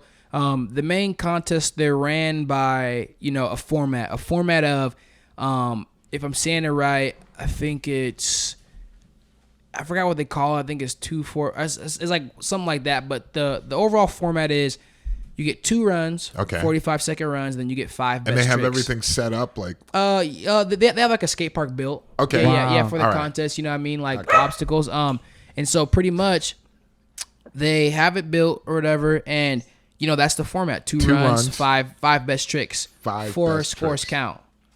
Okay. So say I could blow 2 runs, but if I put 4 scores on the board off of the best tricks I'm trying, I could still win the contest. I see. But the thing is to come in, you know, off a strong run so that you don't have to depend on your 5 attempts. You want to reduce the most, you know, amount of pressure you can. And so it can go either way with that format, which is a better and more fair format. Everybody is grown on everybody, and everybody loves that contest format. Because, you know, some people may still only do runs. Right. Or, you know, or may only have best trick contests or like, you know, jam format. And so that has became like the best format for competing just in general worldwide. You know, a lot of like Do Tour changed their format to that, you know, SLS format, they call it. A lot of contests jumped on that wave. And so that's kind of how it goes. So, you know, in training, you're trying to perfect, you know, how to do runs. You're trying to learn those tricks and get them consistent with what you would put in runs. Then you have your 5 tricks that you're trying to like really just have, if not every try, second try at the least. You know what I mean? Or, you know, at the most. And so, it's crazy because, like, you know, that's not how you would normally skate. Yeah. Right. You know, like you do a trick, takes you whatever 30,000 tries, you're still trying until you at least land one. Right. Totally. In contests, you don't have that. So it's all that pressure put on all that. And then how many people are in the competing against you for this spot? I mean, how many? I'm curious. Oh, so much. It's hundreds, like hundreds, all worldwide.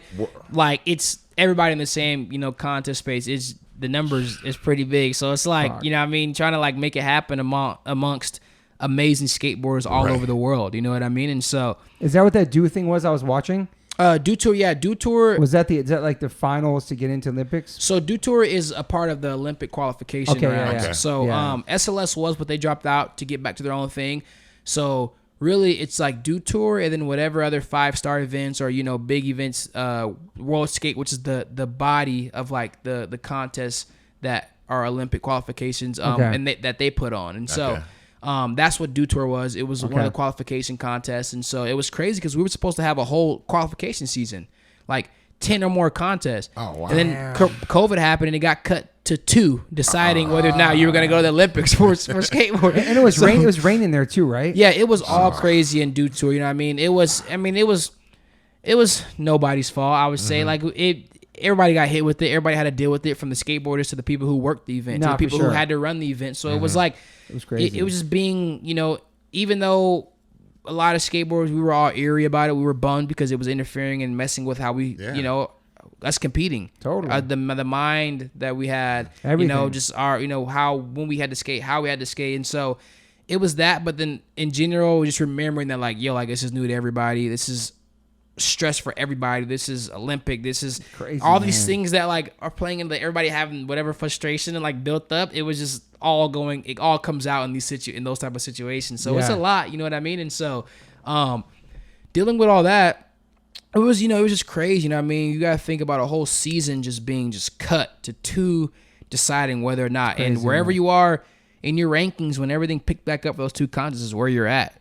You know what I mean? Like, there was no, you know, typically like a track or anything, like you guys have a whole crazy season of a lot of equal opportunity to make it. You know what I mean? It's not just 1 or 2 races at the side. It's like a whole thing building up, in which I feel like is why when the Olympics comes around, those sports have so much of a crazy impact in the watch, because people have something to follow all of those years leading up to it. Totally. Right. It's so new for skateboarding. I feel like we're like now, and this will be like a good trial for it, that there's nothing, you know, the only contests that are televised is Dew Tour and Street League, but those came in last minute too to be Olympic qualifiers, and whatever coverage was about it. But there was nobody telling people on television, like, this is Street League. These are Olympic qualifications. Watch these. It was kind of like, oh, a Street League happened again. And if you knew about Olympics and knew about the point system, then you knew. Yeah. But other than that, people who were watching just like, oh, like he won Street League. Right. There was no full thing, and so that's why I feel like now leading up to it is, it's still gonna be foreign to a lot of people. It's gonna be a great intro for it. People are gonna learn about it. It's gonna be a good thing. But I still feel like this is definitely the trial for it. And now, after this happens in the Olympics, more people will watch it, and then next time around for the 2024 or, like, you know, 2028, it will be an even crazier impact, because people now have something to follow. They now have skaters to learn about. And so it's awesome. Yeah, you know what I mean? It's gonna be more more familiar with people. But it's like, in the amongst all that, it's just like, it's gonna be awesome either way. But it's like, a lot goes behind it. I mean, all these sports who've been doing this, you know, Olympic competing, and these people are starting to train for this, like, 10 plus, you know, how many every years before, because they know when the season's coming, they know exactly how many track meets is going to be. They know it. For skateboarding, it's kind of like everybody's trying to figure this out at, like, the year is supposed to happen. Right. Yeah. Like, there's no, you know what I mean? And so it was a lot of ups and downs. Like, you know, they did a great job. The body of USA Skateboarding, the body of every country's, you know what I mean, skateboard federations, like, they done a pretty good job as best as they could do with giving notice and, you know, requirements they had to meet leading up to the games. And so, like I said, the next couple years it's in it, you know what I mean, it'll really be awesome, because, you know, they'll have more figured out. You know, everything to a T will be more narrow, and people can have something to follow. But it was a great experience. In Rome, that was like the last thing out. You know, the whole time I was in a good spot. It was a race. I like kind of, you know, didn't make finals a lot last season, and, you know, it was kind of random when we got hit with it. It was like, oh, okay, Olympic points actually started at this contest, and, you know, everybody was like, oh, wait, what? And so at that point, every contest became a point game. It was no longer like winning great, but it became like, get your points. Do you get in competitive mode? I tried, like, I feel like what best helps me compete is that, like, just kind of like being in a clear headspace and more fun, not getting too stressed on it. I try to have an equal balance of being in a competitive mode, but having, like, an equal balance of, like, having fun. You know what I mean? Because it kind of gets a little crazy. How you doing? Chappelle Lacey right there, Arizona. Chappelle Lacey in the house. In the house. Okay, bet. Hell yeah. Sit down, Chappelle. And so it's kind of crazy, like talking about the Olympics. It's kind of crazy with all that happening, because then it's like, you know, we're all having to figure this out, and it's all new to us and foreign, and so we had to, like, change everything. And so me, like, my situation was I, like, didn't make finals a lot, and so I was always playing the catch-up game. Like, I wasn't playing it strategically. I had no idea on, like, how to just get the point. Even if you come in 10th, just get, like, I was just, like, going for the win every contest. Like there was no strategy in my competing. You know what I mean? And so you weren't like, okay, this is my best trick. I should be doing this one in order to get the point. I had my tricks, but like I wasn't thinking like, okay, do this to get in fourth to get 10 points. So you're but like I was just thinking like, oh, we're at the contest. I'm just trying to like make it to finals and win. Like exactly. And so then that was why I was in a situation where I was always playing catch up. And so circling now around to where it came into depending on these two contests, I was always in a good position, but it was still down to the fact where it was okay, Jake's right here, Jamie's right here, Mario's right here. Like I need to do this in order to like go above them and like make up this. Like it was like it was never like a, you know what I mean? And so like even now, you know, learning from all that experience, like now I know going into like 2024 Olympic in Paris, like okay, now like it's straight strategy. Like I don't care. Like I'm going in this the smartest way possible. I'm playing the game. Like I didn't play the game. Like I missed finals off of just like I missed finals by trying a crazy trick for all five. Like there was no strategy in my game whatsoever. I'm just, you know what I mean? Like I didn't. And so, you know, I learned that way. And I learned a lot from like this whole, you know, the whole experience with competing. It's fun. You know what I mean? You learn a lot of stuff about yourself. You put yourself, you're in different environments, just mentally and physically. And like, it's cool to adapt and like learn, you know, and go through those steps of improvement. But like when I was in Rome, I think it was like 2 weeks or so ago. I was skating and, you know, I mean, I was, you know, stoked. I skated as hard as I could. I made a promise to myself, like when everything picked up, I was like, yo, as long as you skate as hard as you can and just do the things that, you know, you can control on your end to make it a possibility, then like, you know, you can't really be mad when it doesn't happen or doesn't work because you know, you did what you're supposed to do. And so I made it the next day from open qualifier to semis, and semis, which is that Friday, that Saturday, skated super close. It was up to like one trick for me to like make it to finals and like would have been going to Tokyo. You know what I mean? It was like up to one trick. And so it just like I had my nerves just they just like hit me. Like I knew like, you know, you deal with everything the whole season just in general with your career of everybody knowing your potential, knowing what you can do, knowing if you should be there, like, and you hear it, you know, you start questioning yourself too. You do interviews all about Olympics, you know, where you're at with your standings, like, you know, you just need to do this and do this. He's here. Like, it's just so much, and it takes so much of a toll on your like mental and your body and everything. And so it's like all that was playing in my head when I was in that position because I was low key starting to train and put myself in situations where I was like, okay, like last week I need to do this, and like getting myself to try to get that consistency of like what to do and how to feel in those type of environments and situations. And so when I got there, man, that practice couldn't even help me. Like it was just so much nerves, and I was just so like I could just feel it in my body and my legs. Like my mind was there, but I wanted to like try hard, but like it just wasn't like matching. You know what I mean? And so like I tried the last trick, it didn't land, and like what trick was it? It was a trick flip from board. I was trying to get that scored and like, you know, making the finals. And like after I landed, it was crazy because like it was like, okay, I found I didn't make it for some reason. Like there was just like it wasn't a bone in my body that allowed me to be mad or sad. Like I was just like I kind of felt relieved.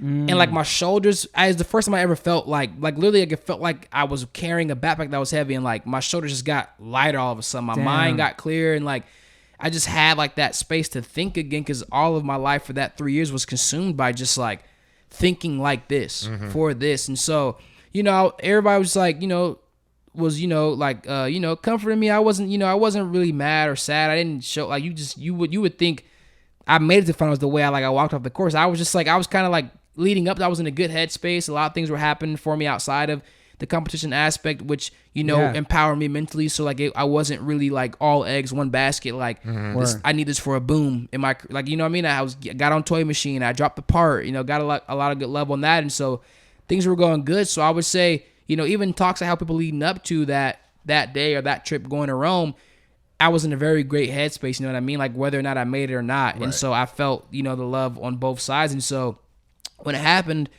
like, you know, walked up the course, you know, congratulated all the homies who made it, you know, went back to the hotel, flew home the next day. And like when I got back, I was just, you know, wanted to be straight to it. And like I told everybody, I was like, yo, like I just got to a point in like just life in general was like, bro, like, you know, God's time is the best time, you know what I mean? And like I felt like every time I wanted something to happen, when I wanted to happen, like it didn't happen, but it was always on time. And so I never put like any hard feelings now just with anything. I'm like, yo, if something happens that didn't go my way, like it's all right. Like there's a reason for why that didn't happen, you know what I mean? And so I just, you know, reminded myself that like, yo, like this could have been him giving me this more time, you know what I mean? Him sitting me out for this one could have is him just preparing me for the one that's going to be like, you know, when it's figured out and it's crazier, it's going to be even bigger, effectively bigger, even boom. And so like, I reminded myself of that just, you know, week by week, even day by day still. I'm like, yo, like, you know, just chill. It's right around the corner. Qualification's probably going to start for that in like another year or two. Like, it's not far away. And so it's like, I always say, you know, God's time is the best time. And then like, you know, if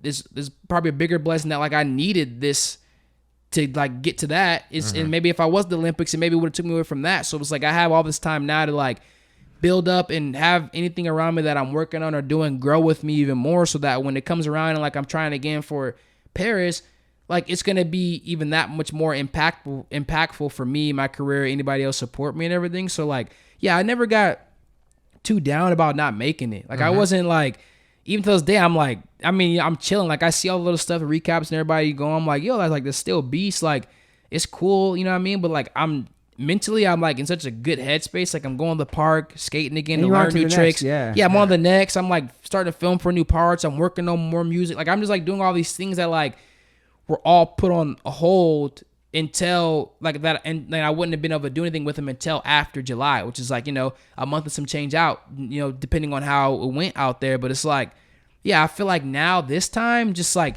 man, just like all the stuff I learned, just being like having to be that type of like skateboarder, and like I've learned so much now, taking it like forward, where it's like, you know, like I said, like playing the game, being strategic. Like I've learned so much. Even the last contest, like, you know, my friend Andrew Nicholas, who I grew up with, you know, is actually the Team USA team manager. He was like we had that conversation on the course, like debating, you know, what we're gonna do going to the next round. Like, okay, like like let's play it safe, because like, you know, in the past, like we've learned not to like. So it's just crazy, like damn, even having this downtime to think about all that, like all the stuff I learned. Even right now, think about everything I learned throughout that whole process of competing, and like now, and just thinking about moving forward for the next round of things. Like I feel like I'm just like mentally and just like with wisdom, like what I need to do in order to be in a way better position leading up to it than what I was now, because where I was at on this round, it was like, it was all over the place. It was stressful. It was like a neck to neck. Things were stopping, going, contests, like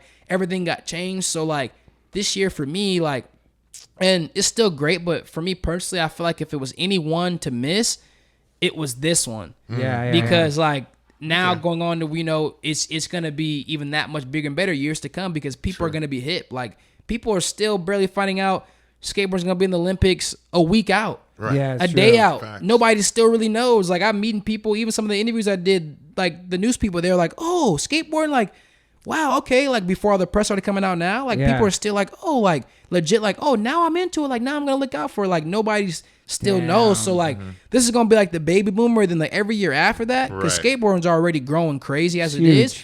Like, it's going to be crazy this time around, like for Paris and LA, like LA Olympics, like it's gonna be insane. Like it's going to be insane. So it's like I said, you know, circling back to that, it's like great that you can see that, you know, for the clarity that it is, you know, it's like, okay, all these things are happening for obvious reason. Facts. And then to take all that energy, you know, as far as like, you know, where you need to be the next time, especially in the mental game, you know, like I see a lot of like athletes like Jordan and LeBron, you know, when they get into those situations where it's just like, man, what is going on in their mind when it's like last minute? That's what makes them such incredible players. That ability to be like, all right, I'm in the moment, like, and comfortable in the moment. You know, you see Jordan put it up, it's like, relax. You know, LeBron just like, give me the ball, like, let me do my thing. You know, that mental state is so important that you said, and it's great that you realize that's where I need to be next time, you know, and then everything will fall into place. They always say, there's so many quotes about them saying like, you know what I mean, it's not about, you know what I mean, like I think it's the glory or whatever. It's like about like, you know, the comeback, how you come back from it how you, and absolutely. So, all those dudes have amazing stories about, dude, Kobe has so many stories about when he was missing shots, how much time he would go put in after that. Then he became an amazing player. Jordan too. He lost a lot of games. Like my mom's dude, he like sent me a picture actually of like a little quote Jordan had, as like a picture of him like in the gym, and it was like, I think he said something about like, I think it was how many shots he missed or how many games he won, and like he went back and like a lot of stuff like that, where it's like, no, all the greatest, like they don't have, and some people, if their life is a polished story, but a lot of those dudes like went through like kind of what I went through. Like, absolutely. Didn't make it, and then like came back around. But when they came back around, it was like, yo, like, it was you know what I mean? And so like, I love a good comeback story, like over anything. And like, you know, with me, like, I'm thankful for everybody around me who's like, you know, gave me that like, you know, unconditional love. And like now it's like I said, it's another day for me. And like, you know, life moves on. It's like, that's just one aspect of what, you know what I mean? That for me to be that emotionally attached to it, that I would have been letting that like, letting that describe or like, you know, tell the world the type of skateboarder I am, but which is not like, that's not, I'm not just only that. Right. And so I feel like it's the biggest blessing again ever for me not to have one in a way, because now I get to have all these other things that I am grow with me. And like, so that when people tap in, like this is normal, and like they're already supporting that to the highest degree. And then when I go, it's like the impact on just me and my life is going to be just like astronomical, because I've had this time to like ground myself and stay solid. And that way, you know what I mean, people, you know, are more interested in it. But yeah, like it's still, you know, great hands. Like there's a lot of great skaters going to the Olympics and everything. You know, I good luck to like all those dudes killing, you know what I mean? And it's like, you know, it continues, you know. Somebody told me, they're like, yo, like, what's the next chapter? I was like, bro, I didn't change the chapter. It's still open. It's just a page just flipped. Right. Yeah, like totally. I'm still in the same chapter. Like, you know what I mean? I'm still going to try to go hard for, I'm still going to grind. I'm not giving up. It's another page. The chapter's never closed. So I love that way of thinking, man. You know, like how those moments you say about Jordan, how like during the moments and their mind and they take the shot, whatever. Yeah. They're listening to the audience, but you're listening to your headphones during the So you're in your own world, your dimension, right? What are you listening to? So I started listening to music a couple years ago. I think the first time was in Brazil, I think, for one of the contests, and I like it because I can't really hear what's going on. Wait, you're wearing headphones? He is. Really? Earbuds. I don't listen to like I can't hear the commentating. I can't hear nothing. Wow. And I just like music, man. Like music, it means how much skateboard means to me. Like I grew up around music. Like, you know what I mean? I love music. Like I really I listen to I'm really He was on a music. dance team, traveling dance team. Mm-hmm. Do a backflip. Yeah. I'm really into music. So like that, it really is a part of me. And so like when I listen to music like that, like music does a lot for me. You know what I mean? Like from the moment I wake up to everything I do, I'm listening to music. Like I cannot, like I need music. And you know what I mean? And I made music with my cousin. Like when I was younger, they would always write raps for me, have me rap. They're freestyle, try to jump in. So like, like music is really important to me. And so like just now skating with it just puts me in like this just headspace zone. And just it's like its own just like, you know, like rim of just like, you know what I mean? I lock in. I'm just like, I'm moving on the beat. I'm just like sucked in by whatever the vibe the music creates for me. You know what I mean? Like whether it's depending on the artist or whatever it is, but it just like it, you know what I mean? It just does a lot for me. It helps me so much. It calms me down. It like, you know what I mean? I really get into it, and like it kind of brings that like, you know, that out of me. Do you pick a certain song for your runs when you're doing the Do Tour thing? It depends on what it depends on who I'm listening to at the point, or it depends on like what my energy is. If I'm trying to calm down, you know what I mean? If I'm trying to like really calm down and be like in just a smooth headspace, I go to like all over the place, from Otis Redding to like Charles Bradley to like to like Labby Schifre. Like I just go all over the place, like, you know what I mean, with that type of music. And then like, you know, if I'm like, okay, I want to turn up, like, you know, I go to like, you know, some newer artists, like, you know, a Young Thug, or like, you know, like one song I've been listening to that I was playing when I was skating, it's called Pay the Fine. It's like a good song. It's just like one of those songs where it's just talking about just like the whole aura of the song is just like, you know, just eating, like, you know what I mean, eat like just, you know, you trying to eat, you know what I mean, you showing love, you know, people around you, like even the music video is amazing. Like I just love that whole song and what they did with that song in general. Then the song was like it's called Top by like Fredo Bang and Lil Durk. It's like same thing. It's just like, you know what I mean, like, you know, the lyrics is just, he's just talking about like, you know, my mama stepper, like, you know what I mean, I can't walk by faith, you know what I mean, every day I wake up, you know what I mean, to some brand new hate. Like it's just like lyrics like that like draw me to like push me, like, okay, like it's real stuff. Like I don't really like some of the, like I got a lot of homies listen to like rap who are like more like trap or it's like were they really talking about like sipping lean and stuff like that stuff, bro. I swear, like I never like, I don't even really like tap in that type of music. The most music I listen to like on that like end that like draws me is like when like rappers are like going in like Little Baby like they have a little bit of trap in there, but they're really talking about like what they went through in life. Yeah. Like, and it's really real. It's substance, not like, yeah. you know what I mean? Like you could after listening to the song, you can go to an interview and he gonna like talk about like that point in his life that he was really doing. You know what I mean? Like I like just fact stuff, raw wave, all those type of people. Like those are like my favorite artists. They like really put me in that zone when I'm skating because I love the story. Like, you know what I mean? When you come from it or you've been through some stuff, it's like you appreciate that type of music a lot. Like, so that's kind of like what I listen to. And so what does your music sound like? What vibe? I'm all over the place. I like to make everything. Every time I go to the studio, I make something different. Like I'll make like along like right, you know, like facts, like, you know, trap, or like I'll go to like, you know, more like dance hall vibe, or I go to like sing. I actually got a song with Ben Harper that I've been sitting on for a minute. Damn. Yeah, bro. Nobody knows about. I got a song with Ben Harper I've been just sitting on. Like I don't know when I'm gonna drop. Cool. Yeah, I don't know when I'm gonna drop it, but I was gonna use it for my last video part. Do you sing too? Yeah. Yeah, I didn't work out. Like, and that was like legit. I got footage on my phone. I recorded. Like, I went to Ben's house. We're like in his like dungeon. He's playing the, like the guitar, making the beat from scratch. Like, we went in on that song. It's a dope song, and that whole song we're just talking about just like kind of just like fighting and like it's a crazy song. I've been plotting when I want to drop it, but damn, when'd you do that? How long ago? That was earlier this year. Okay. Yeah, tapped in. Yeah. Like, yeah, Ben's a good friend of mine, a great mentor. Like, we tapped in and he dedicated time. He, you know what I mean, he really put aside. Like, I mean, I'm pulling up like at his crib. Like, like coming in where like, you know, it's dark upstairs because wife and kids asleep. Like, we're going to dungeon. Like, he really sacrificed the time and like really amazing. Like, you know, worked with me. That's and I appreciate that like endlessly. But it's like that's what I'm saying. Like, I'm really like so into music that like I really take steps like that to like really like I'm really passionate about it. And it's been a thing. Like I always talk about that too in interviews because for a minute like certain people left a bad taste in skateboarding about music. You know what I mean? And not to hate on them, and I'm not saying their music was trash or anything, but like, you know, it was so foreign to people when like a Terry Kennedy wanted to make music, or like, you know, like those dudes did it, and so skateboarders were like, oh, the next African American who wanted to make music, oh, he's gonna rap. Like, be careful. Like,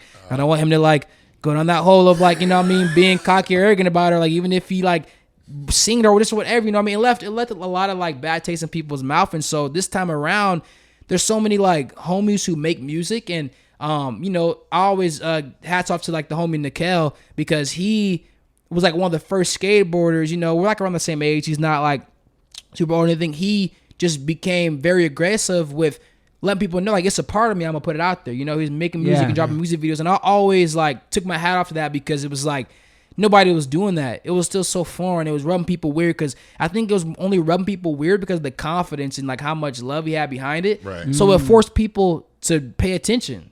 And now coming around is like that helped me even more with like being out there about my music, because I've made music for years, but I never like, I would just send it to my homies and like keep it amongst my friend group. And so is it like you have to be a pro skateboarder, you can't be a musician too? And it's weird.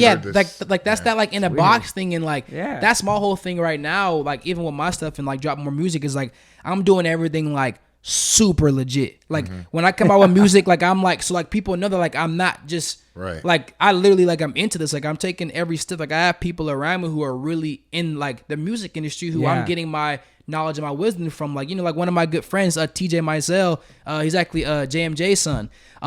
Shit. Like I've been really like, he's like my big brother, you know what I mean? Like they help me with all my music stuff outside of that. They live like close to each other. Like kind of in North Hollywood area. Jam Master J, correct? Yeah, Jam Master J. Amazing. And so I look to them for a lot of like my like, you know, my music wisdom. You know, I send music to them. Like, you know, they're around music. They have no reason to lie to me. Like, they tell me straight up. Like, if it's trash, it's trash. If it's not, cool. You know, that's like super important. Like you can do this. Like you should go back and do this or whatever. You know what I mean? And so that's helped me develop my confidence with like, okay, getting better at music, and like, you know, like just seeing the progression of like, it went from like, okay, this is cool, to like them like legit, like this is a bank. You know what I mean? And dope.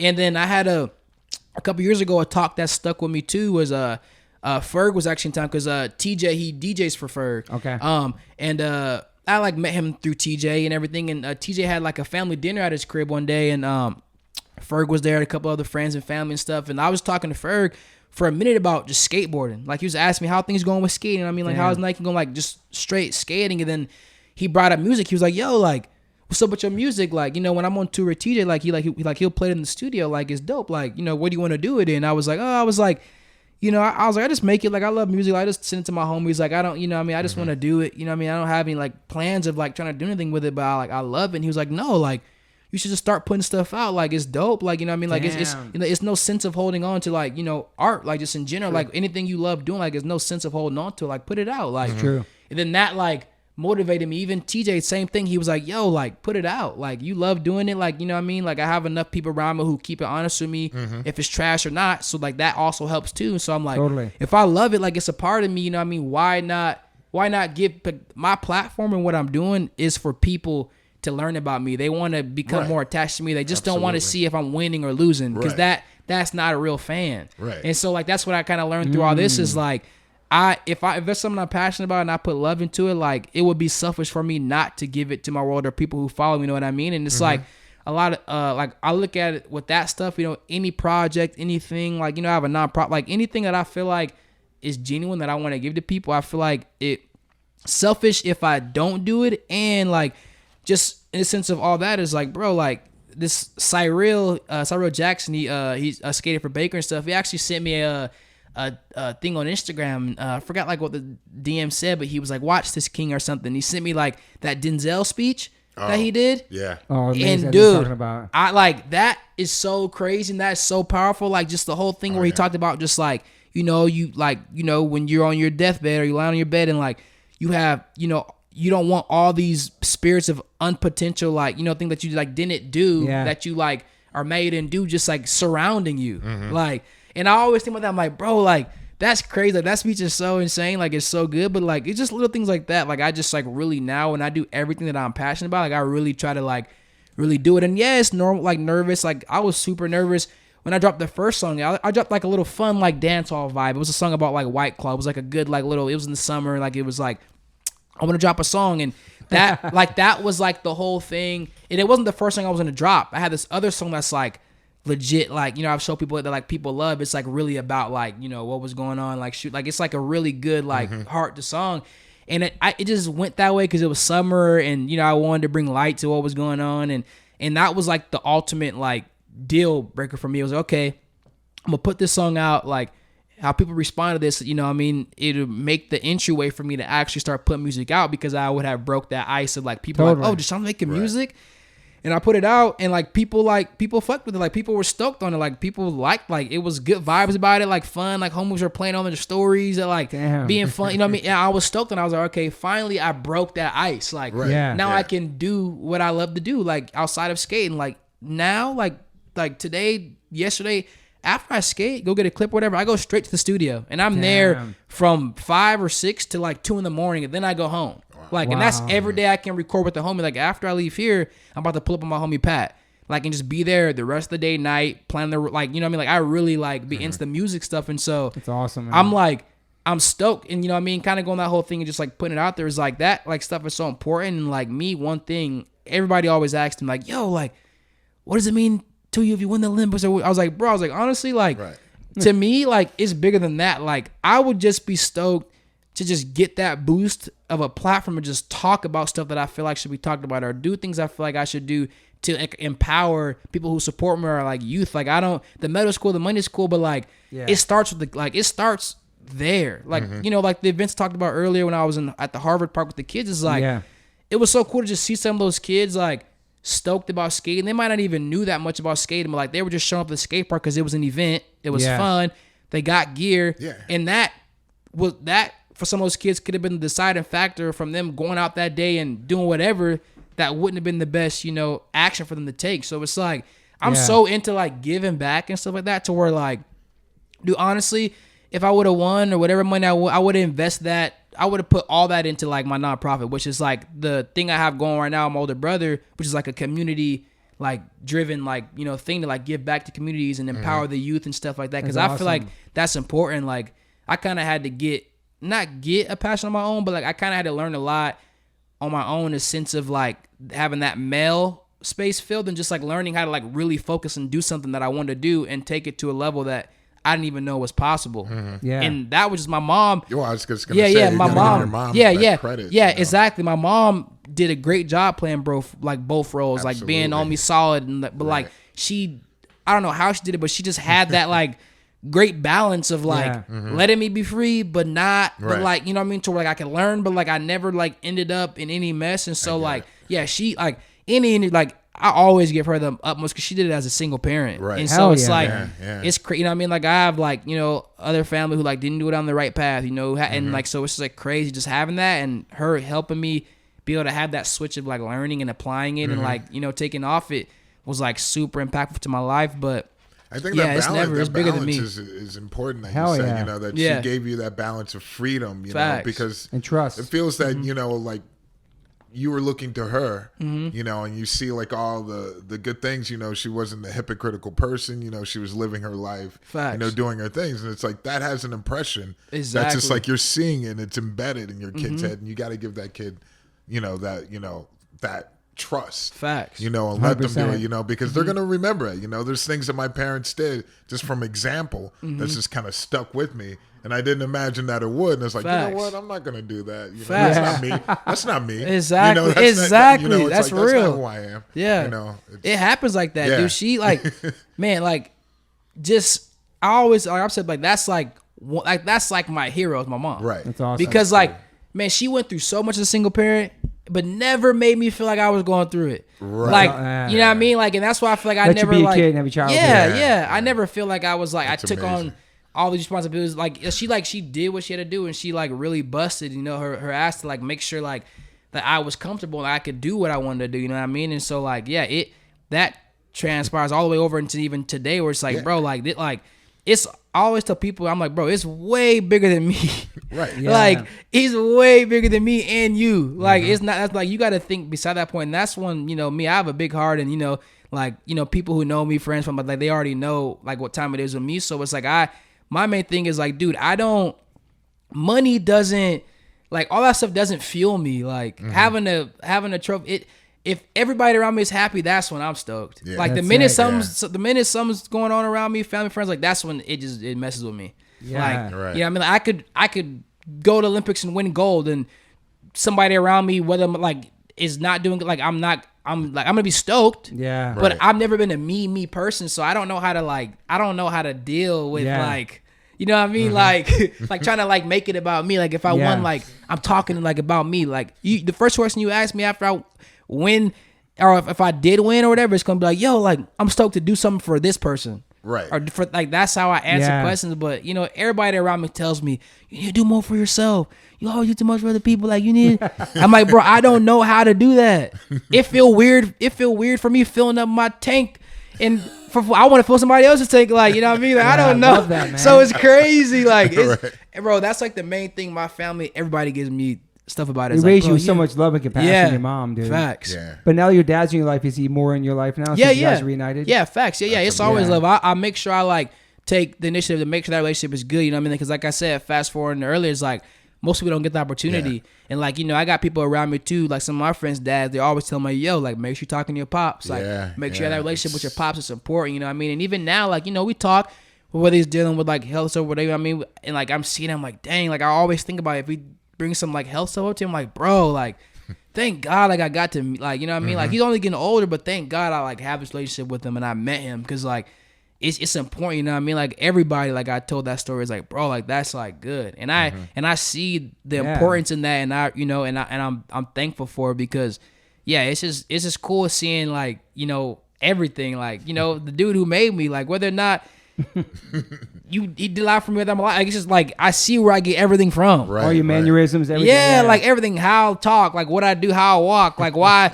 What beers I drink, like it's just crazy, like it's crazy. I met my brother and we were drinking beers together. He's like, yo, you want a beer? I was like, yeah, give me Dos Equis. He was like, yep, that's what I drink. Girl, my dad, that's all he liked to drink. It's like, bro, that's crazy. It's crazy. It's crazy seeing all that, but like, it's insane. So much of like, dude. So it's like all that stuff. It's been a blessing to see, and just even questions I have now. Right. Like I can now ask my mom, like, yo, this back in the day, like my dad, and like she's answering them now, or he's like, you know, it's cool to get that. Are they more like that's nice that respect with each other? Yeah. It was you never kind of brought them together in a way. Yeah, my mom's so cool, and my dad is cool. It was never a thing where my mom was like, oh, if I see him, it was like, like even my last birthday I just had, like I had a little party in Arizona for it in February. All there. Right, cool. Nice. My dad was there with his stepmom. My mom is so chill. Like she's never been the type of person where you got to worry about like, okay, like be careful. She if she see him, it's like she's like, oh no, she don't care. She's not there for him. She there for me. Right. She don't care what he doing. Like they say hi to each other. Like it's she met my stepmom. Like it's all love. And so I'm thankful for all of them too for making that easy for me. You know what I mean? Because that plays a part in it too. So it's like absolutely, it's so mellow. Like it's way like more normal now. Like you know what I mean? I don't have a problem saying like when I say I'm gonna do something or have an event, it's expected my dad gonna pull up, and my mom's totally fine with that. It's like it's all good, you know what I mean? Like they think he funny as hell, like you know what I mean? So it's like it's all good. Like it's a great space in general. And I dealt with all that qualifying season. I was gonna ask you that. It should all happen at the same time, dude. Wow. So you just imagine like when I say like coming back around to like fresh start qualifying, like I'm in gonna be in a way better headspace. Everything is normal for me. I dealt with so much life changing stuff. Is that during the Do thing too? That was during LA Street League. Oh shit, damn. I forgot which stop. Like that was like coming around where contest was like they were starting to like really pound in everybody's head that like Olympics is gonna be an Olympics. All these contests are starting to start now. Contest season, like, and so from that point forward, it was like my head was just busting. Like I was just like, bro, like I was like dealing with all that. You know what I mean? Like I got in a relationship. Like it was like, you know what I mean? Like I mean I've been in a relationship for a while, but like we were actually at that point in a relationship where like we were like really getting to a point where like, okay, we're with like we love each other. Like this is like actual relationship I'm in. Like she like this is like I'm like we're together. Like you know this was years past. You know we've been in a relationship for years at that point, but it was just still like okay, like whether it was ups and downs, like I was learning how to deal with those things and fights. Like it was just all just so much for me. Yeah, like it was just crazy. A lot of growing too. A lot of growing up. All so that much shit. Growing up. Yeah, so it's like, man, just even looking back, I'm like, dude, like man, I literally I think the day.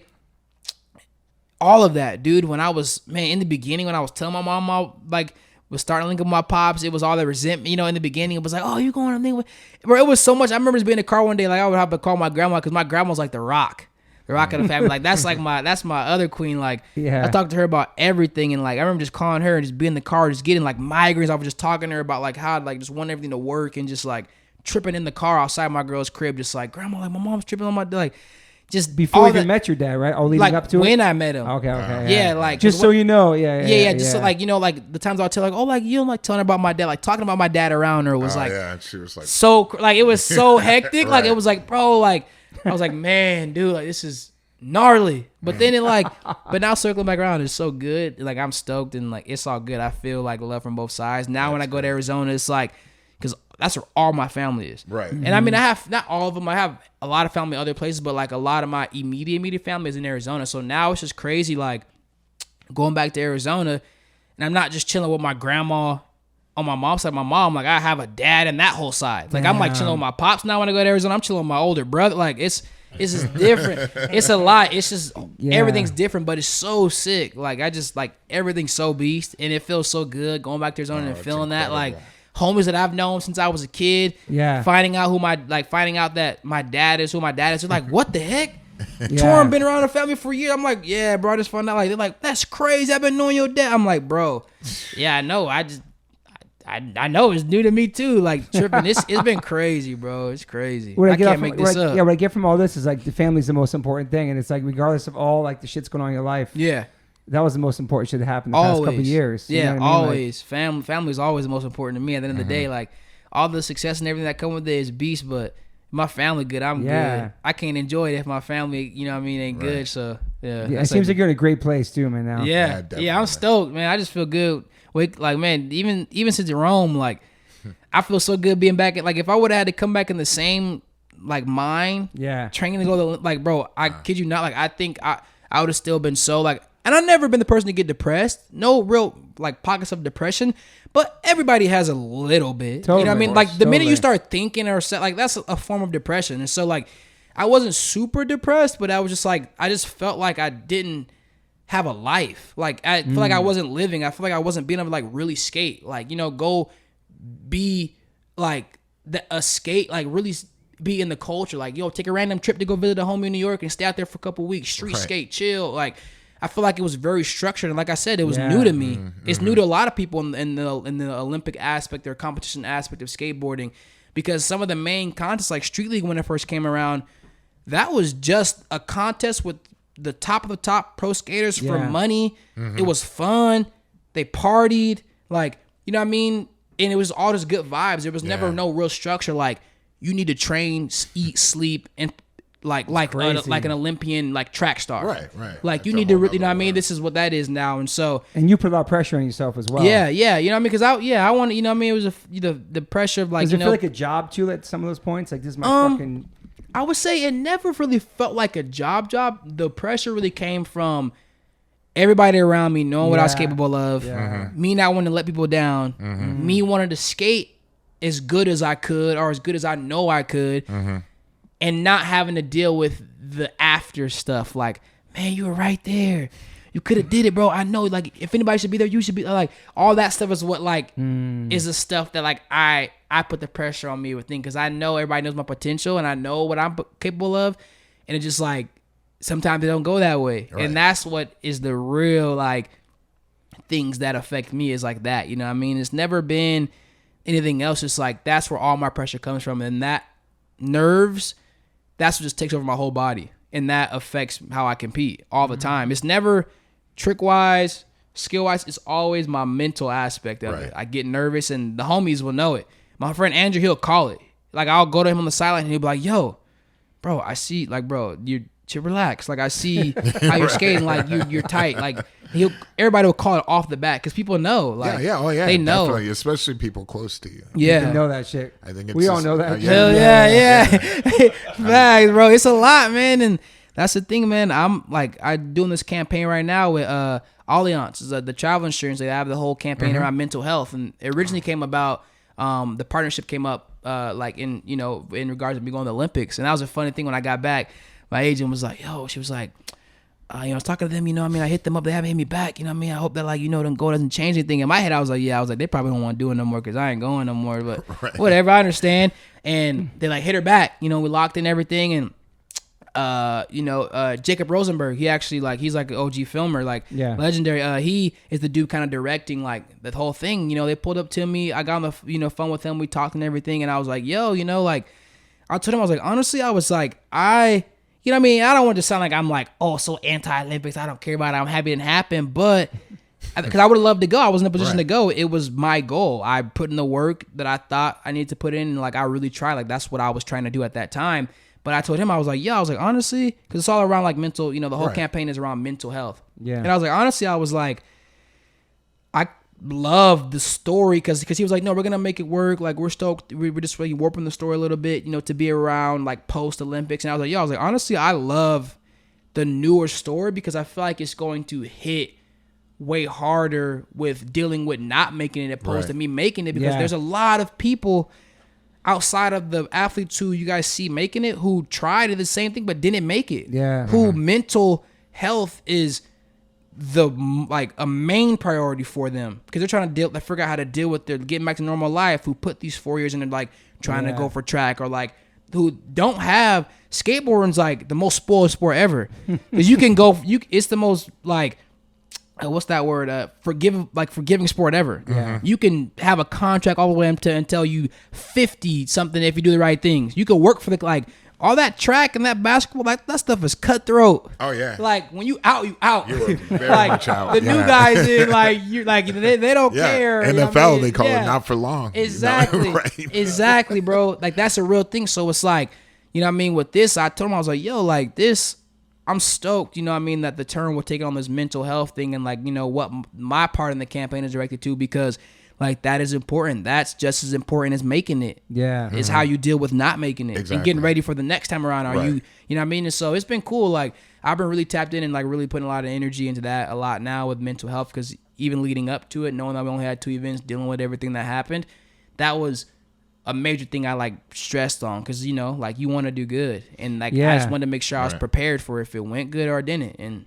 it helped a lot. And after that, we like, damn, I shouldn't have did that certain trick, or I should have did that trick. We start harsh on yourself like that too. I did. After I found myself at times thinking about woulda, coulda, shoulda. But then I get myself anytime, even till this day, anytime I start thinking about it, if I see, like, some Team USA pub or whatever, I get out of thinking about it. Yeah. I'm like, no, don't think about it if that would have went this way. I just don't think about it. I'm like, get out of that. Think about moving forward. And it's been helping. Yeah. Like, I swear I'll spend 2 seconds tops thinking about it if I see something about it. Yeah. Like thinking about, oh, like, you know, would have been cool to like be going there. Then like, and then I'll get myself out of it like, nope. Like that, it's a bigger blessing, you know what I mean? And it helps. Like I've been good. Like I've been stoked. Like I haven't been dwelling on it. Like I'm still stoked for everybody going. And like it, like that, the mental thing is the biggest part, you know what I mean? Cause like I'm, like I said, like I'm not stopping. Cause that like, that's just one aspect of it. Like I'm way like, I feel like I'm way more capable of more, and I stand for way more than letting like, you know, something like that decide or like tell people like what the type of person I am or skateboarder I am. You know what I mean? There's so much more you can do. Like, and there's so much. I'm stoked to hear your music too, man. Yeah. I'm stoked to hear your music. Oh yeah. Facts. Yeah. I'm stoked on that too. Ben Harper, that's amazing. Yeah, that song, man. I listened to it the other day, and I'm like, man, I can't wait. I was waiting for the perfect time to drop that one, because that one, like, it's one of those ones. Like, it's one of those ones where it's like that. Like, it's like, damn. Yeah, it's legit on like some like Otis Redding type. Like, it's like it's like it's not like it's intense. Like, it's like a real, like, I feel like a real song, and to be able to work with him on it, like, is he asking you when it's coming too? No, when we talked about it, like, and I told him, I was like, oh, like, you know, the song didn't like end up working how you want, because you know when you get down to the editing parts and it's so like to a needle, if it don't work, it don't work. On to the next. And so I was bummed it didn't work, but we had a whole thing around it. But like, you know, we talked about it before. He was like, no, like, I think you should still come out with that song. And I was like, yeah, I'm gonna for sure come out with it. Like, I'm just gotta figure out the right way to do it, because I want that. Because when that comes out, like, a lot of people still don't know. Some people probably that's gonna hear this interview gonna be like, what the hell, he has a song with Ben Harper? But a lot of people don't know.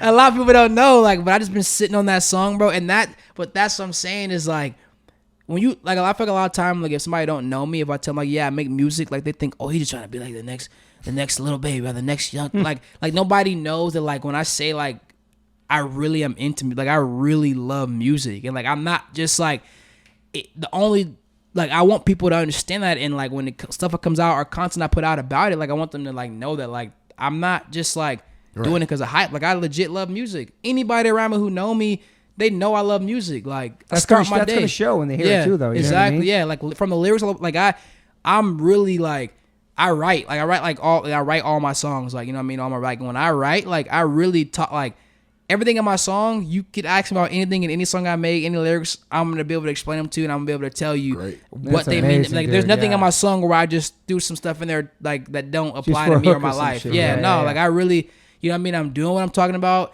It is me, like, and that's my main thing about making music. You know what's the craziest part is? Every time I write a song, I don't even notice, but I don't cuss at all. Wow. Like, I noticed you didn't cuss in this whole thing. Yeah. A couple times I did. Yeah, but you don't swear. You don't swear that much. Yeah, but not a lot. I swear a lot. I realize that. He doesn't swear that much, though. You have Massachusetts mouth. Thanks. But randomly I cuss. And I have some songs where I'll probably say, like, you know what I mean, like, the N-bomb one time, or like, I'll say shit. But like, I don't, like, I'm not gonna like pretend like I'm perfect and I'm like, you know what I mean, but like, a lot of the times, like, you know, I'll have a song done and I'll be like, yo, Pat, which is like the homie, like the producer I work with, I'm like, yo, like he'll say something like, yo, we gotta make sure we cut that out. I'm like, yo, like, they didn't even cuss in that song. Yeah. And we'd be like, what the heck? I'd be like, yeah, I didn't, and I don't even do it intentionally sometimes. I just be like writing, and like, I'd be really like, when I'm writing, like, if it's a word I'm trying to use, I'll make sure I Google it so I know the meaning. Like, I really be writing, like, I be tapping in, like, my bad, sorry, like, tapping in on a level where I'm like trying to, like, I want to do it the right way, you know, and I want it to show when I put it out. You know Eric B. and Rakim? Yeah. So Rakim never swore on his albums because he knew his mom was gonna listen to it. That's a so he said like the N-bomb once on Know the Ledge on the Juice soundtrack. Right. Maybe twice he said the bad word, 2 words like that ever, man. Yeah. Just because he knew his mom was gonna listen. I can see that your mom would definitely check your shit out too. Yeah, for sure. She, every time I make some, we got a group message with her and my sister. It's called, we call it La Familia, and I just send it, and we put everything in there, like pictures of my nephew. He knows the family. He's about like 2 years old now, or a little over 2. Awesome. It's my king. I make a song, I send it to them because they all like, even my aunts now, they be like, Sean, when you making the music? And then my grandma, she don't care about somebody bring it up. She's like, Sean, make sure you send me your music too. But I put every time I make a song, I put it in the group message and like listen to them, and like they love it. Like, yeah, they rock with it. But yeah, it's good, man. I'm stoked. I'm stoked to hear it. I'm sure from the vibe from the conversation, usually one of my last questions is, you consider yourself an optimist or pessimist, but you're super positive. Like your whole energy, energy is so. Have you always been like that? Like a positive? Yeah, I've always been the class clown. Yeah, you said that before. Yeah, I've always I'd never been I'd never been on negative time. Yeah, ever. Like the only time I ever got negative is if I'm emotional about something. Yeah, or if I'm hurt.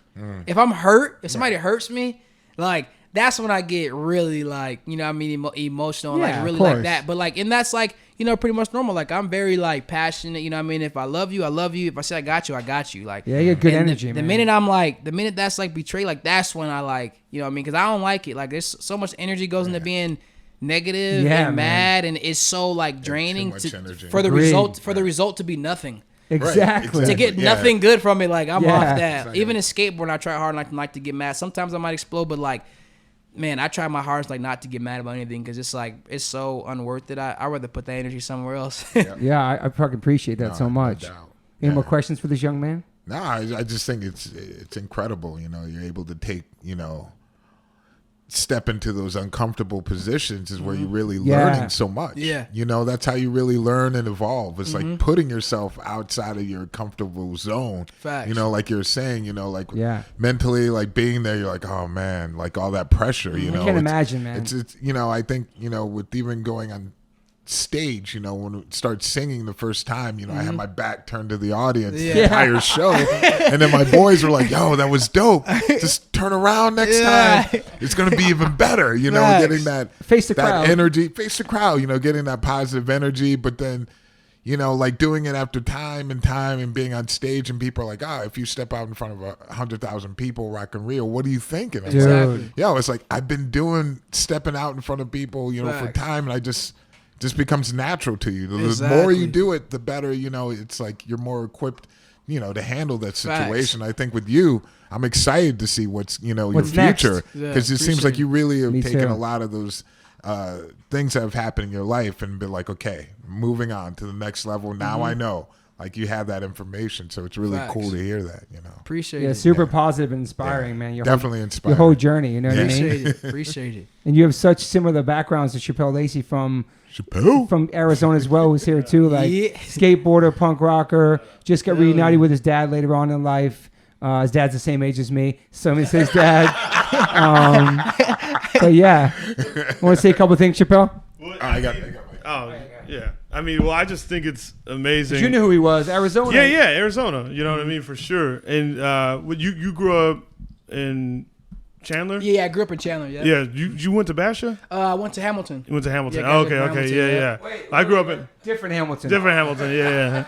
Now I grew up in Mesa. Okay. Or whatever. But I always tell people there's this unique thing about Arizona, because in all reality it's kind of boring, but you gotta create your own fun. You gotta figure it out. You know what I mean? So when people come out of Arizona and they do big things such as you are, it's, I don't know, I just think it's just so massive. It makes me want to represent, Arizona. What, he said that? Yeah. Oh yeah. I mean, oh yeah. It's to me, it's exciting. You know what I mean? Facts. And I've heard about you for years. And it's just wild because especially when you started doing the street league stuff. I mean, at the time, I'm 34. Okay. So at the time I was skating, it there was no street league or anything like that. I mean, the only thing people knew was X Games, but no one thought, oh, we could just get to the X Games. We just skated just to skate because that was it. But to hear a little bit where you're at today and just how positive you stayed through a lot of your stuff. It's, I don't know, it's awesome to see. It's crazy sitting here with you, man, and it's I don't know, just such a dope representation of Arizona itself, Appreciate they don't think anything really comes out of Arizona. Facts. All I know is you two guys. That's what I'm saying. On the podcast. Most people don't know, I don't know if they told you, I do stand-up comedy and stuff. Okay, so he was telling me. So I tour around and all that, but, it is kind of weird going back home, and people are just, looking at you in a way that you're like, well, I don't know. I just do the thing to do the thing, and it seems like you're that same way. You do it because you want to do the damn thing. Yeah. Exactly. It wasn't I need to get out of Arizona type thing. It was just I'm here to do this thing because I like to do this thing. Facts. And it's taken me further than can imagine. Then you could imagine, man. Mm-hmm. Like I'm telling you, Arizona's just this is hot and boring. Facts. We got Jimmy Eat World from there, music wise. Jimmy Eat World, music wise. Yeah, Jimmy Eat World. Alice Cooper, Jim Blossoms, David Spade. Okay. Us too. Facts. Any skaters from there? Any other pro skaters from there? Who's that kid from Mesa? Jagger. Yeah. Yeah. So Jagger's from Mesa. Yeah, he's going for the Olympics for street skateboarding. Okay. He's a beast. Yeah. He's good, consistent. Really he goes crazy. Yeah, I've been watching that kid, man. It's insane, dude. I'm like, whoa. He's young, super young. Yeah. Yep. He's younger. Yeah, I want to say I don't know if he's 21 yet. He might be 20. Somewhere around there. Yeah. Mm-hmm. His dad, his family's good people. Yeah, they come from that like that. Like, did they always skate at that? There was that one spot in Mesa. KTR. Yeah. That's their park. Oh wow, I didn't know that. Yeah, that they own that park. Wow. Yeah, that was the first one, and then they franchised them, and like they have one in Chandler. They have one in Salt Lake now. Yeah. They opened up one in Scottsdale. Yeah, they went crazy. So you know Marcus Sukert? I think Marcus Newstetter. Newstetter. Yeah. I know Marcus. Yeah. So I know that guy too. Yeah. Okay, vet. So, yeah, we know some people. He was talking about the kickflip being like a really hard trick. Yeah. And he's got some pretty ill kickflips. He for like how big my man is. Kickflips and frontside flips are probably my only thing. I love frontside flips. I love both of them. Yeah. Those are good tricks. You know what's kind of it, like just for me mainly like what's crazy is like I've seen you skate Hollywood High School. Mm-hmm. And one of the dope things I remember growing up and like watching all those videos back in the day of people just skating Hollywood High School. Yeah. And then to see you skate it and also be from Arizona was like a fucking cool thing. Yeah. I was like, oh fuck yeah. Came from out of town and crushed it. Yeah, dude. It was like and you do big shit off that, those 16 stair, right? Yeah, 16, yeah. Because I used to, I'm a big Baker geek. Oh yeah, and all those dudes, and there's even times where I'll be driving by and I'll see the Baker dudes up there skating that spot. Reynolds went crazy. Yeah. And then going in. You're with Toy Machine, right? Yeah, just got Toy and Machine. So here's another thing. I remember being in like 6th grade and I used to watch Toy Machines jump off a building all the time. That was like my fucking VHS that I would just rip through and then go skate. And like Ed Templeton's my favorite skater. Yep. So like that's like, man, it's just a lot of like the links. Yeah. It's crazy having him do all my crazy, man. Like it's insane, but it's dope. It's dope to watch, man. It's really dope to watch, and it's so cool to like sit here and meet you. Pleasure meeting you too, big dog. Hell yeah. From AZ to LA, you guys both here now, I know. man. Oh, you live in LA? Yeah, I live in like North Hollywood. Yep. Okay, hell yeah. Yep. Damn, that's fucking That's crazy. perfect. We're gonna go hang at the barracks soon or something. Yeah, for sure. Yeah. For sure. I mean, I'm a little intimidated at the barracks, but yeah. Me too. We gotta have Steve let us in when it's just us or something, so we all just vibe and we don't give a damn who watching. Yeah, for sure. We'll see that young kid. There's a young kid that skates there, blonde dude, Garrett. I don't know his name, man. Oh yeah, I remember. I think, does he have his little son with him? That's a kid. No. He's a younger guy. I think I know you're talking about. I forgot his name. Guy's name's Garrett. Yeah, it's Garrett. I don't know if it's Garrett Griner. Might be Garrett Griner. It might be. Might be that. Is his last name Grinder? I'd be sick. I know, but he'll just be in there just fucking going, and I'm like, man, I'm gonna sit down. Yeah. I want to say one more thing too is that Steve Caballero, pro skater, and he had an amazing band called The Faction. He did music and skateboarding. Much respect. Yes. You do all kinds of things. It's not just one genre. And Tommy Guerrera. Tommy Guerrera. Tommy Guerrera. Yep. I just found out he did music, and then I got every album that he did. Damn. Like I got him from Spotify. I'm a mad fan. He's amazing. He produced everything. Ray Barbie too. Ray Barbie. Also, Chuck Trace. I don't know if Chuck Trace was pro. Chuck Trace is amazing. He was an underdog in McRad, ill drummer. This guy knows his shit. Wait, how old are you? 24. 24. Yeah, he's super young, man. Damn, it's crazy, bro. Damn. Fuck, do you know John Landers? I don't know. That name sounds super older familiar. Older dude, black guy, skates a lot. That name sounds super familiar. Fuck. Is from like LA area? He's from Arizona. Oh, from Arizona. He used to skate at Chandler a lot because that was your park. Wait. I think I met him for sure. Yeah, he's an older guy. Okay, bet. Yeah. I'm dude, bro. Like I know. If I showed you his face, you probably know exactly who it is. For sure, I'd be like, okay, because I've definitely probably seen him there when I was younger, and he probably definitely see me. Yeah. I was there every day from 5 p.m. to 10:30 when the lights went off. I remember like when I was still living back home, I think this was probably before you like moved down here and stuff. He was like the talk of the town in the skate world. You know what I mean? Like, appreciate it. You know, like it's fucking the name, dope. right? Yeah. Appreciate it. Do you have a favorite skater? Like a top, like most inspirational skater? Man, like my most inspirational skater. So I would say, off like the rip. My first video I owned was Minefield. Okay. I got that for my birthday. A good buddy of mine, Russell Powell, he was like, he's older, and like from Arizona, he was like in the skate scene there. He was like kind of like one of my mentors growing up. He gave me that video for my birthday. And my favorite part in the video was Heath Kirchhardt's part.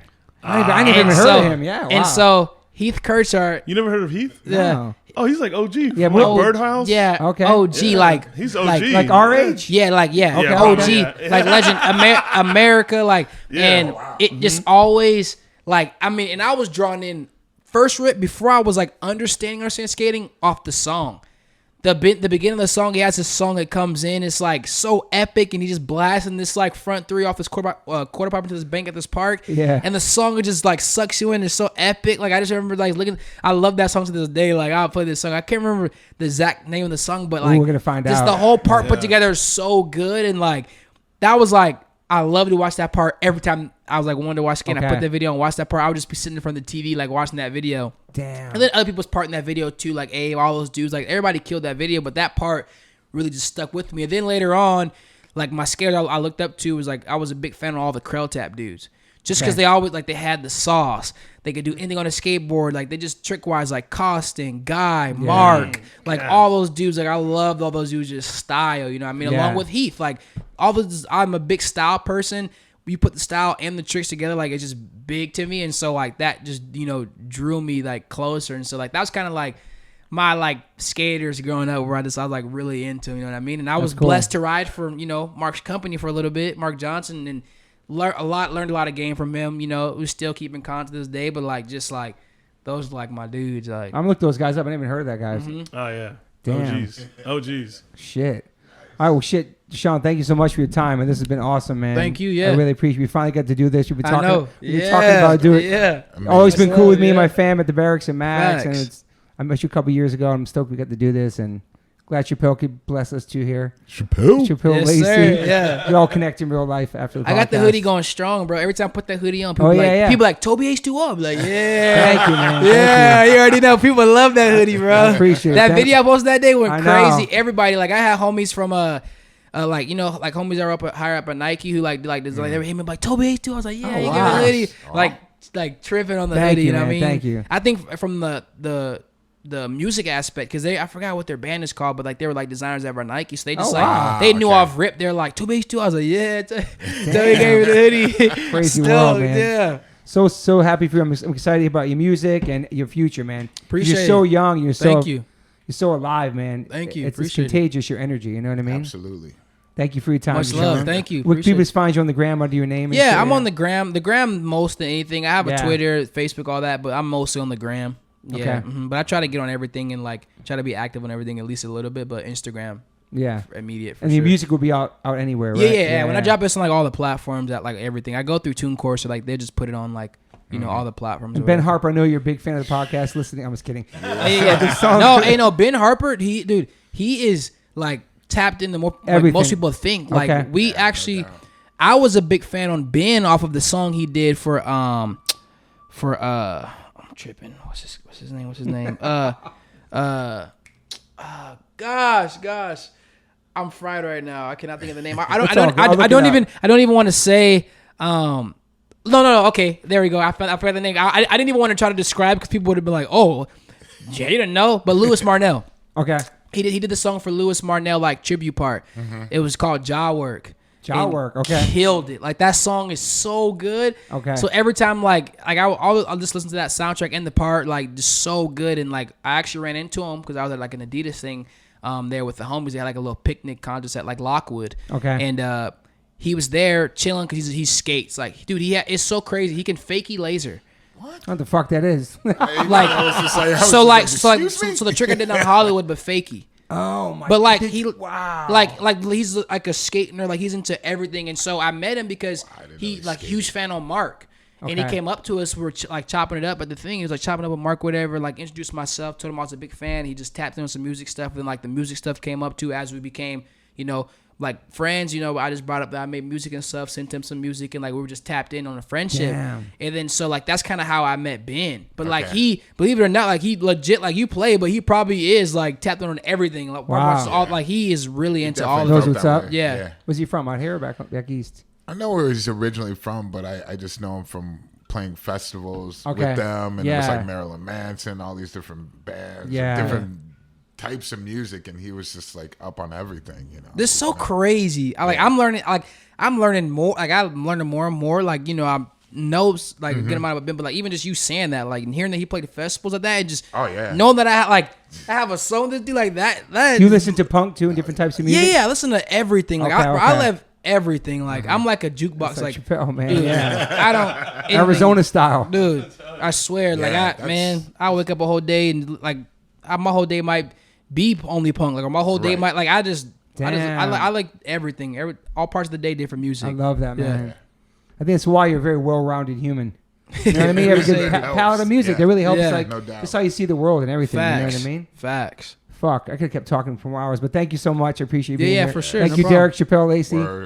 And maybe we'll do a part 2 someday. Yeah, for sure. Come back when you got music. For sure. I'm going to come back like, yo, I went on tour. I was like,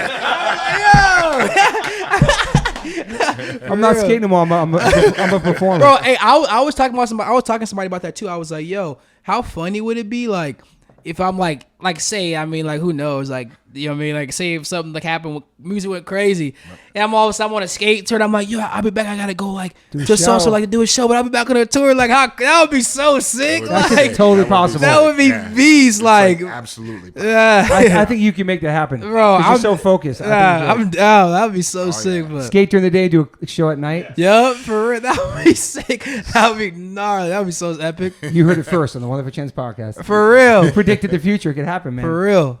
All right, everybody. Thanks for listening. Thanks, everybody. Thank you. Yep. Hey, y'all. Liquid Death's been so kind to give me a promo code. So for your first purchase on liquiddeath.com, go to liquiddeath.com/OLOC, and you get a free set of koozies with your first purchase of H2O, still or sparkling. If not, you can try it also at Whole Foods or 7-Eleven. Use the promo code OLOC for your first purchase of Liquid Death. Thank you, Liquid Death, for your support. Appreciate you so much. Murder your thirst. H2O saves lives, y'all.